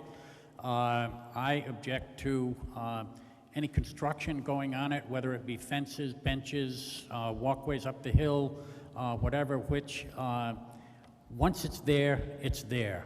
And that precludes us using that property in the future if we find a useful, economic, feasible use for that property. Basically, our hands will be tied, or the selectmen at that time will have their hands tied that they can't do anything, because once you build it, it's there. Thank you. Thank you, sir. David, if I may. Go ahead. I'm going to disagree at a couple points there. We're not really proposing to build anything on that property. We're talking about fences and hardening and flattening paths. There's no structures being built, so there is no development per se on this property, and a 2/3 vote by this body could change the use of that property in the future at any time. Very good. Okay, thank you. Are you speaking to this motion, ma'am? Yes, Sue Horton, former member of the Open Space Committee, Woodland Way, and I'm just curious at what structures this article is contemplating building couldn't be easily removed. I mean, we're not constructing a skyscraper there. This is just some basic things to facilitate access to open space. Seems pretty straightforward to me. I'm in favor of the article. Thank you. Any further comments from someone Mr. who hasn't Moderator. spoken? Ms. Bird? I voted against this article too because they when I went to the meeting, they said they were going to put a stairway up the mound, and I didn't feel that that was a necessary thing to do. I think just the paths and there's a couple of split rail fences or whatever was all that really was needed. Thank you very much.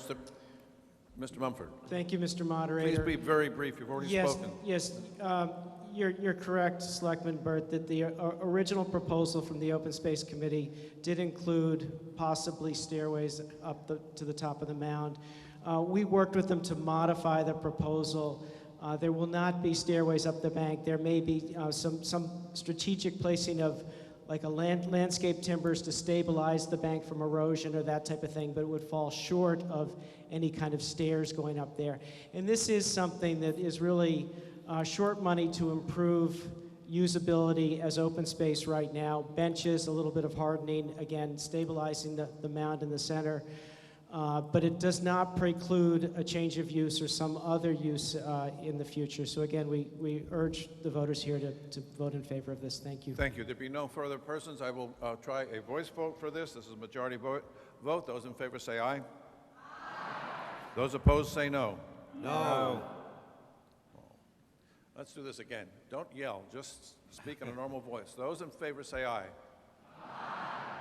Those opposed say no. No. No. Ayes have it. I will rule that that motion has passed. Any argument with that? Okay. So that motion is adopted. Article 26. I move to authorize the Board of Selectmen to accept those easement rights granted to the town in Ellis Road, shown in Plan Book 15, page 113, for all purposes for which streets and ways are commonly used in the town of Eastham, including, without limitation, maintenance in said road and associated drainage structures as printed in the warrant. Second. It's been made and seconded. Mr. Nickerson, on this article? Well, just quickly, I'd just like to apologize to you and everyone because I can't hear very well. I'm deafer than a haddock from 20 years on a tractor. So I want to apologize to you, Mr. Moderator, and the folks for Thank you very much for that. That's being very so kind. mad that I won. We were going to revote it. Okay, this is Article 26. Mr. Moderator, just to complete the purpose of this article, Yes. a lot of work has been done on Ellis Road to deal with the flooding there. And the purpose of this article is order to establish ultimately the town's ownership of the road so that we can collect the federal funds that are required to repay us for the work that's already been done. Thank you, Mr. Martin. Mr. Second. McDonald? I don't know. Been seconded? Any further? No one? Okay, what is the majority vote, voice vote? Those in favor say aye. Aye. Those opposed say no. Passes by majority voice vote and is adopted. Article 27, Mrs. Byrd. I move to amend the Town of Eastham I move to amend the Town of Eastham Animal Control Bylaw, Section 17-13A, as printed in the warrant. Second? There's a second, and motion made and seconded. I see no one at the microphones. Those in favor say aye. Aye. Those opposed say no.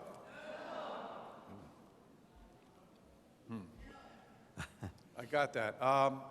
Let's do this again. Those in favor of motion on 27, I'm sorry, Article 27, the Animal Control Bylaw, say aye.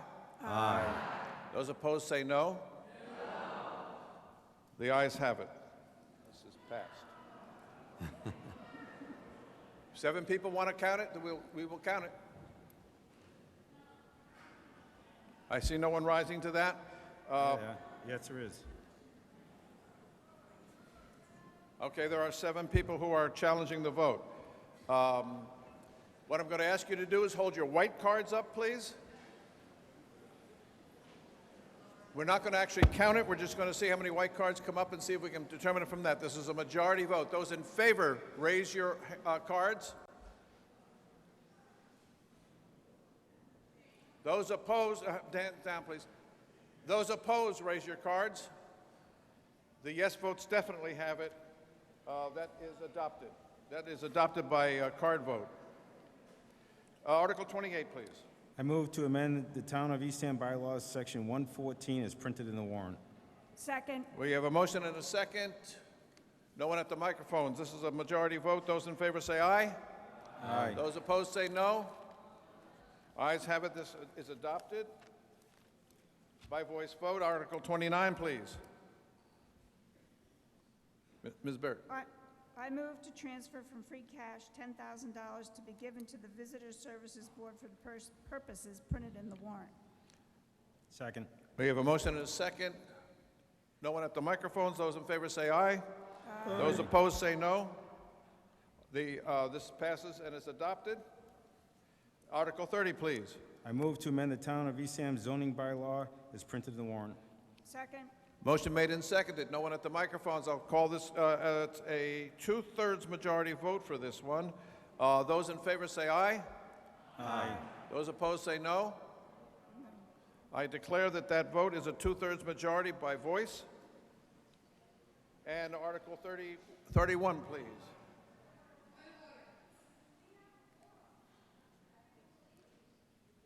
We have a substantial quorum. It doesn't take many people to make our quorum anymore. In any case, next article, please. 31. We're ready? Okay. I move to amend the Town of Eastham zoning bylaw as printed in the warrant. Second. A motion's been made and seconded. I see no one at the microphones. Those in favor of Article 31, which also requires a 2/3 vote, say aye. Aye. Those opposed say no. I declare that that is a 2/3 vote and is adopted by voice 2/3. The next article, please, Article 32. I move to amend the Town of Eastham zoning bylaw as printed in the warrant. Second. If you're standing, I keep thinking you want to talk. Either sit, please, or go to the microphone.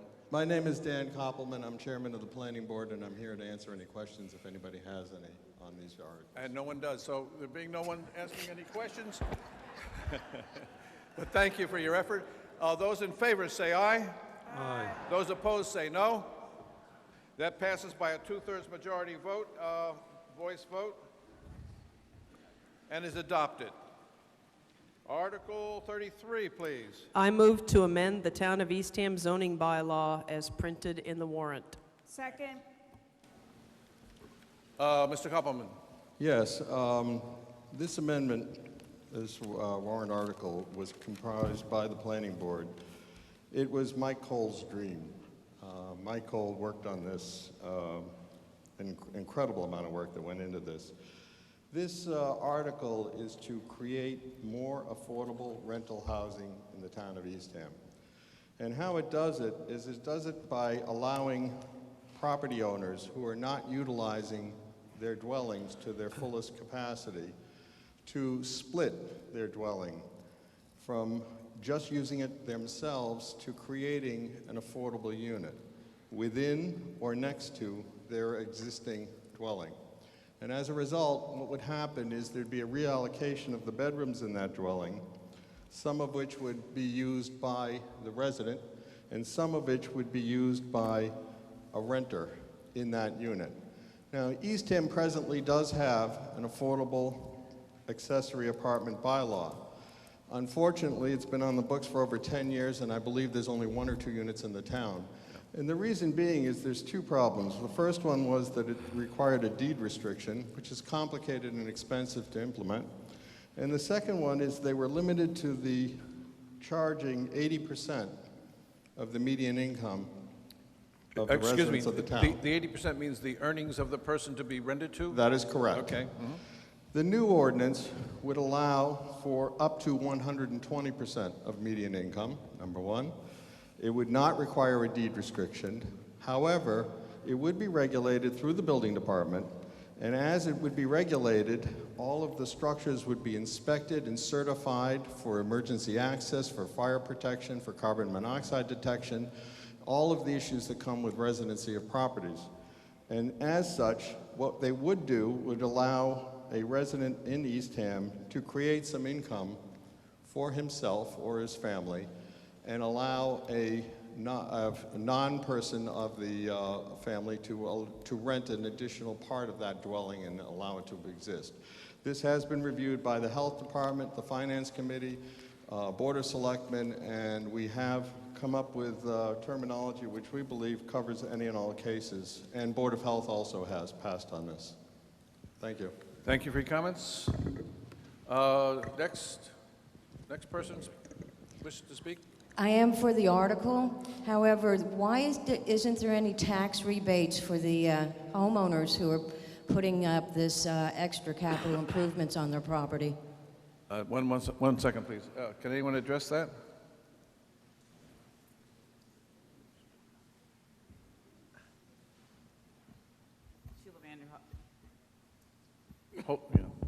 Sheila Vanderhoff, Town Administrator. Your question is, why is there no tax rebate?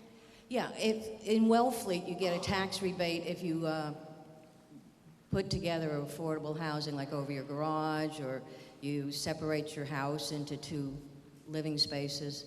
There's nothing in this article about a tax rebate for homeowners. No, it is not included in that article. The planning board developed the article. I don't know if anybody from the planning board wants to explain why that portion of the Wellfleet was left. But it's not an incentive for someone to change their property use for another family to live with them without an incentive. Thank you for your comment. To the town council, at some future date, could that abatement be voted on as a separate addition? Through you, Mr. Moderator. The abatements are done strictly through the assessors. It's not something that this body has any control of. Abatements are done strictly by the assessors. It's not a matter that this body has any control over. I think there's maybe some misunderstanding about Wellfleet, but the accessory apartment is actually adding a use to the property, in some sense making it more valuable. And Ms. Lane is the town council to Wellfleet. Thank you for that. Anything further, sir? Yeah, okay, if you're not going to speak, please don't be standing because it's confusing. Go ahead, sir. James Badera, LDOA. Question to the planning board through you, Mr. Moderator. My understanding when there was a deed restriction was to ensure the fact that if a person puts this in, then it would be restricted that way. My question is, let's say that these people don't want to rent anymore and they have this unit. What kind of policing, we'll say, will ensure that it stays that way? Mr. Koppelman? Yes, I'd be glad to answer that. This policing of this particular program is through the building department. If a property owner wishes to take away this particular affordable accessory apartment, he would have to physically remove that extra kitchen, put it back to the way it was as a single-family residence. As far as an incentive, why does he want to do this? Well, it's obvious he's going to be creating income for himself. So that is the incentive for the property owner to do this. So unlike the deeded restricted issue, this property owner can run this program as long as he wants. And at the end of his desire to use this program, the property would have to revert back. As far as policing, the building department would receive an annual application from the tenant that's going in there. He would have to be qualified through the requirements of the program to meet the income guidelines. The property would have to meet, as I said before, any and all parameters with respect to safety and access and egress, and it would only be using existing bedrooms and not creating new bedrooms.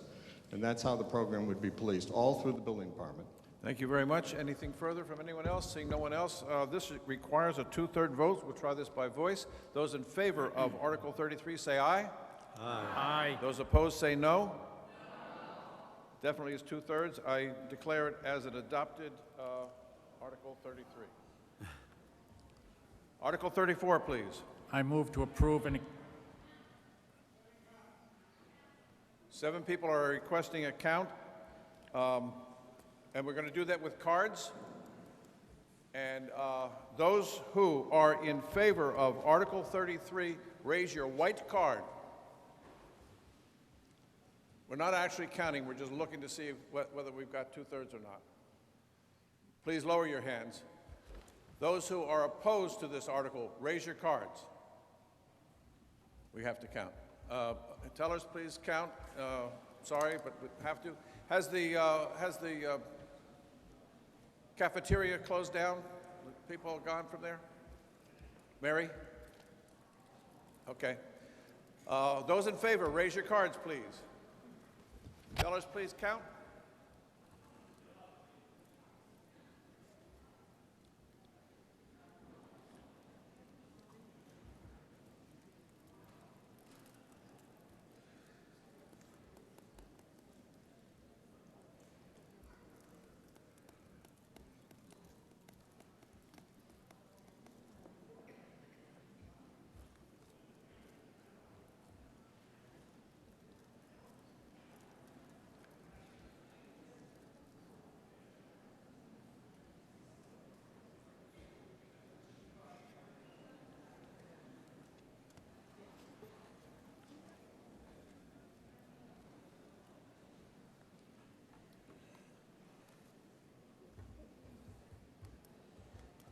Okay. You might just walk right over there. Give me one of your lifesavers. A kind or Orange. a kind? All set? Okay. Hang on a second. This is still the yes vote. This is still the yes vote. I get up at 4. Oops.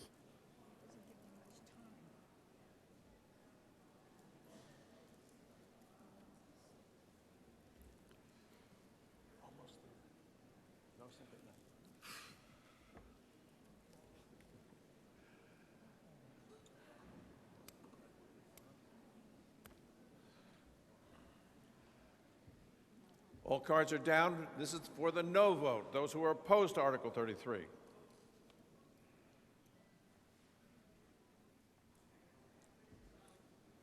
Hold your cards up.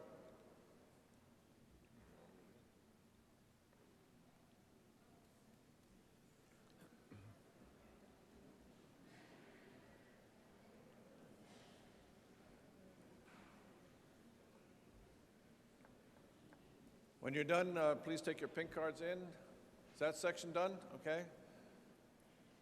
All right, thank you. Just a moment, we'll find the answer.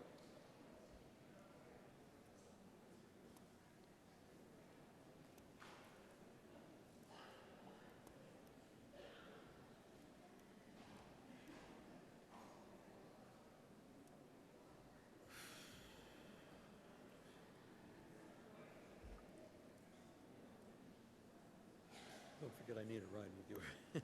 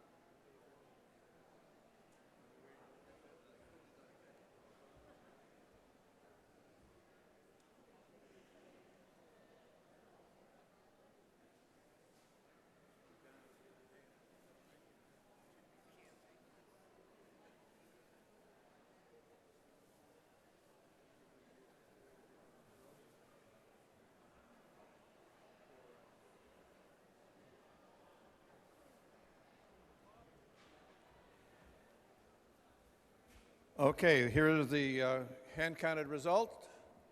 May I have your attention, please? Article 23 had 203 yes votes and 69 no votes. It has been adopted, and the two-thirds majority was met. Article 34, please. I move to approve and accept the Eastham Local Comprehensive Plan, 3rd edition, 2012, as printed in the warrant. Second. I see that there is no one at any of the microphones, but before we take the vote, this is not a two-thirds. This is a majority vote. Okay, what's printed in the warrant says two-thirds. It is a majority vote. Those in favor say aye. Aye. Those opposed say no. Okay, that is adopted. Article 35, please. I move the indefinite postponement of this article as printed in the warrant. Second?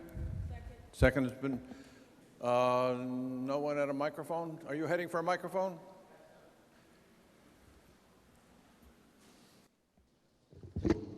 Mr. Moderator, David Connolly, 10 Woodland Way. I would ask why this article is being postponed. As it continues to not be fixed, all people who own properties inside that development are going to send the town the bill for the damage to their cars. Thank you, sir. Does another comment? Yes, sir. My name is Jerry Boucher. I live at 30 Lucinda Court. I'm also wondering why there's a postponement on this when I speak, at least for myself, I just want safe access to my property, and I'm asking the town to step up and maintain Hay Road, which is a pathway that they own. Thank you. Thank you, sir. Mr. Moderator. I'm recognizing the town administrator to address the question. Yes, the proponent of the article, the person who had collected the signatures, called and asked for it to be indefinitely postponed. I don't know if he's still here or not, but he did call and ask for that motion to be made on his behalf.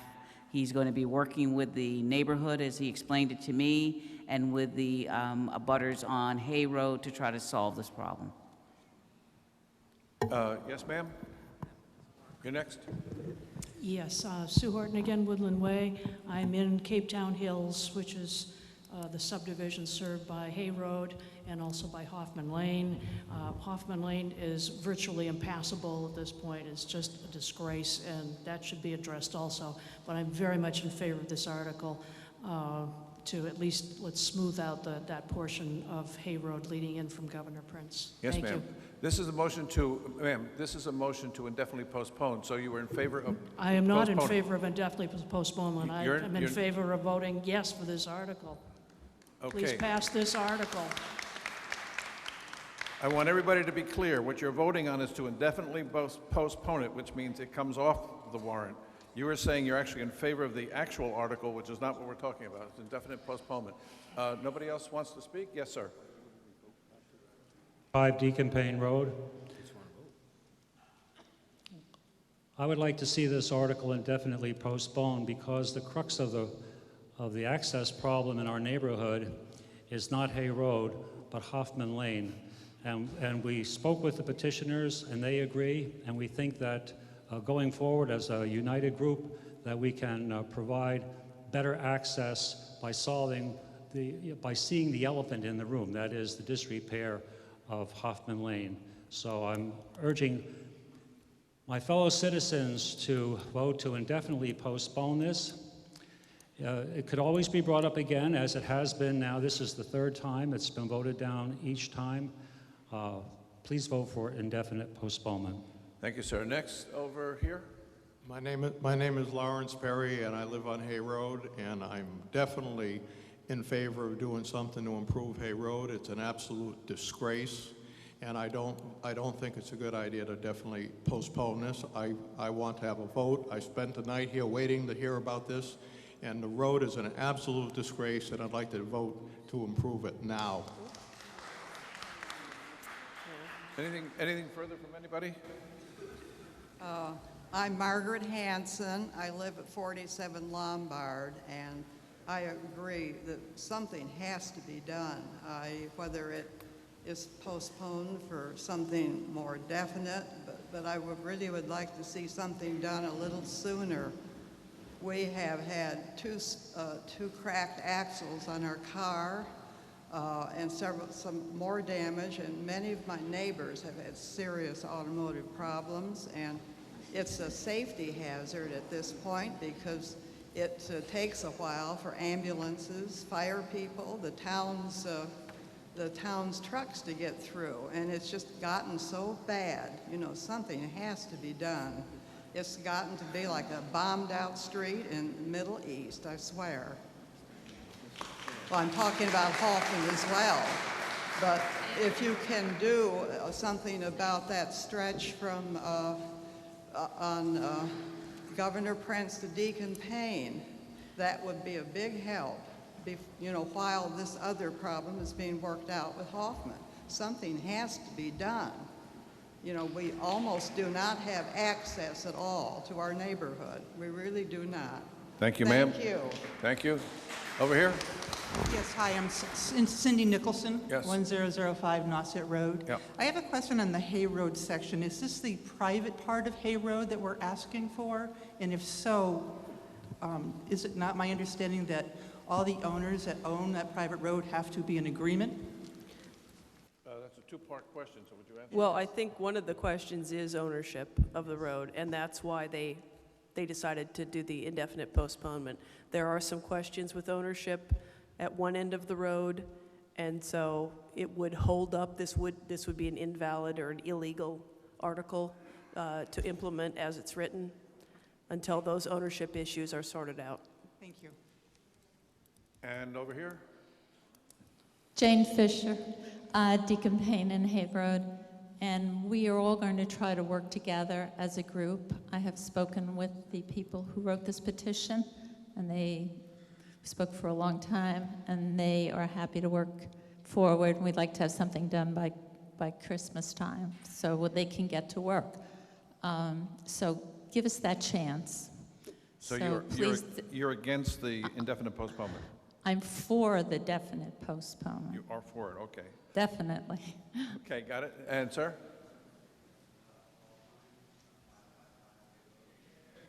I don't know Go. what to do with this thing. Go ahead. Go ahead, it's on. Again, your name and address? Paul Fleming, 555 Hay Road.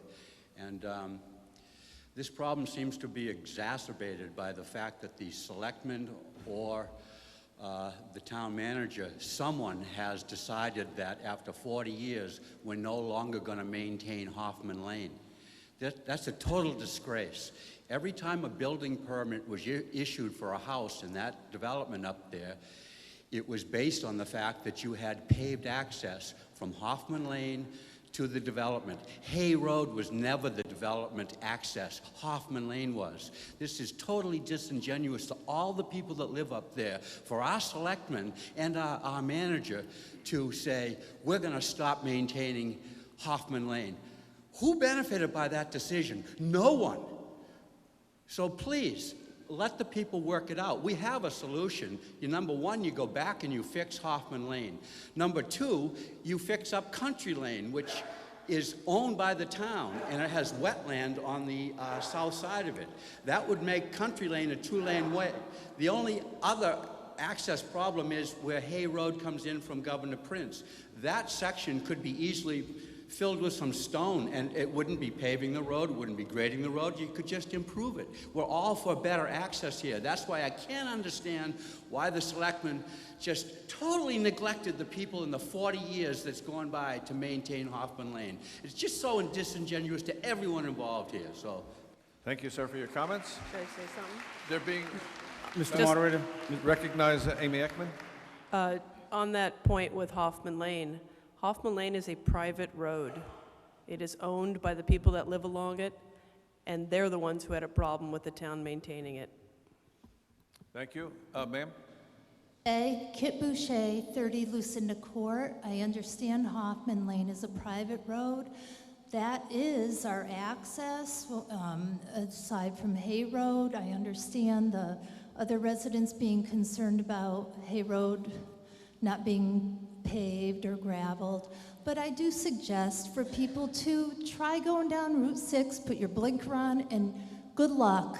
See how you do on a busy, going 40 miles an hour and then taking your right onto Hoffman. I suggest you try it. Everybody in this room, give it a try. See how you do. Mr. Moderator? Thank you very much. Mr. Moderator? Mr. Wallace? Adams, I'm sorry. We've been through this so many times already that Hoffman's a private way.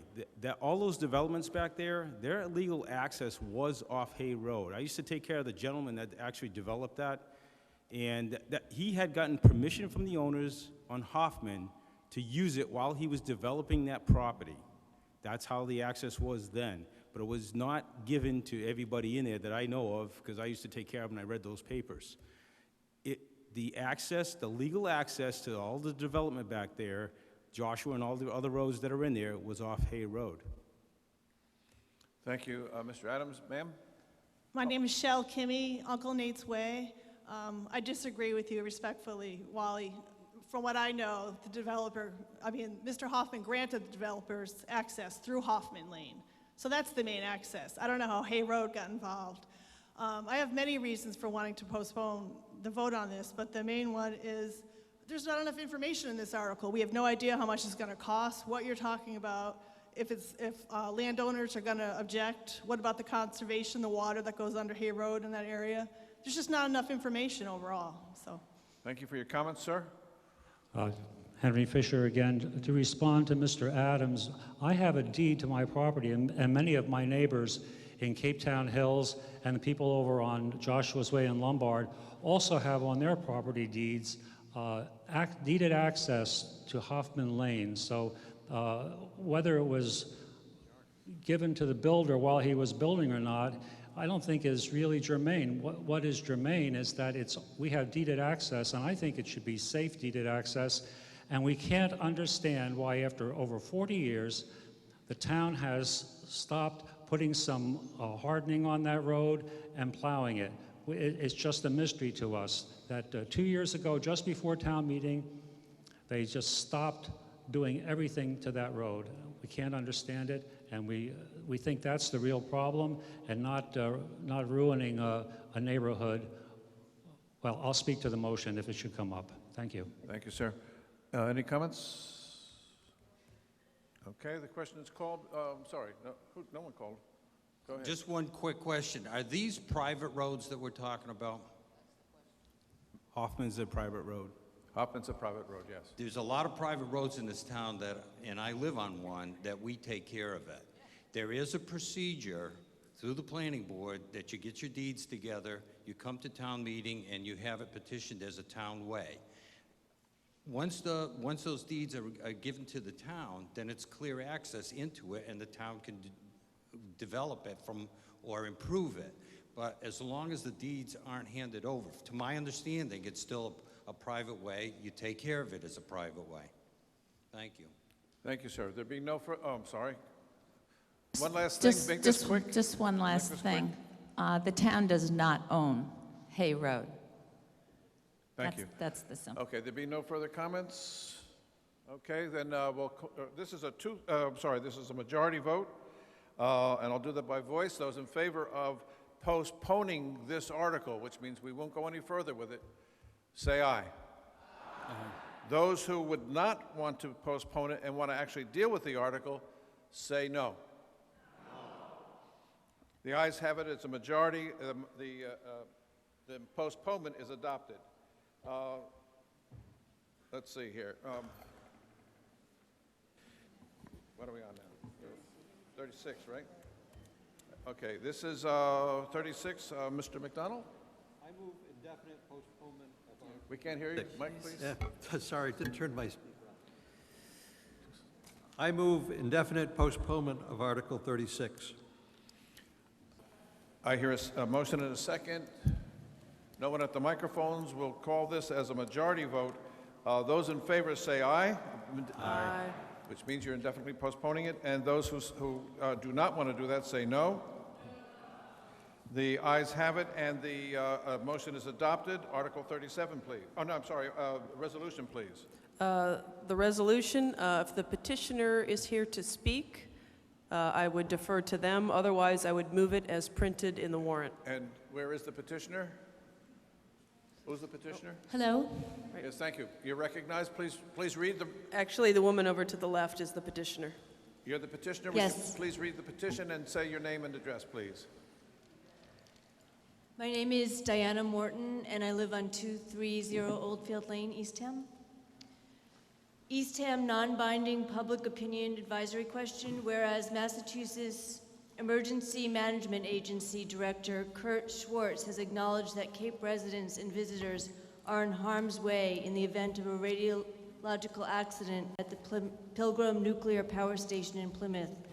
Whereas MEMA has determined that Cape residents and visitors will not be evacuated but plans to relocate Cape citizens after exposure to dangerous radioactive materials released in an accident. Whereas citizens of the town of Eastham find this state response to Pilgrim's threat to our health and safety unacceptable and in violation of the public trust. Therefore, be it resolved that we, the people of Eastham, respectfully request Governor Deval Patrick to call upon the Nuclear Regulatory Commission to uphold their mandate to shut Entergy's Pilgrim Nuclear Power Station in Plymouth because the public safety, particularly Cape and Island residents and visitors, cannot be assured. Is that it? Is that your motion? Is that the resolution? That is the resolution. Okay. There being no, yes, Ms. Servey. Yes, sir. Christina Meservey, 810 Samoset Road, Eastham. I totally support this non-binding resolution. Thank you very much. There be no one else speaking. Majority vote on this is those in favor of the resolution say aye. Aye. Those opposed to the resolution say no. No. The ayes have it. The resolution's adopted. It is a non-binding and I thank the petitioner. Article 37, please. You'll love this one. I move to accept all published reports and adjourn this town meeting. This is made and seconded. There's no one there, and it's not debatable anyhow. Those in favor say aye. Aye. Those opposed say no. The motion is adopted. The meeting is adjourned. Thank you.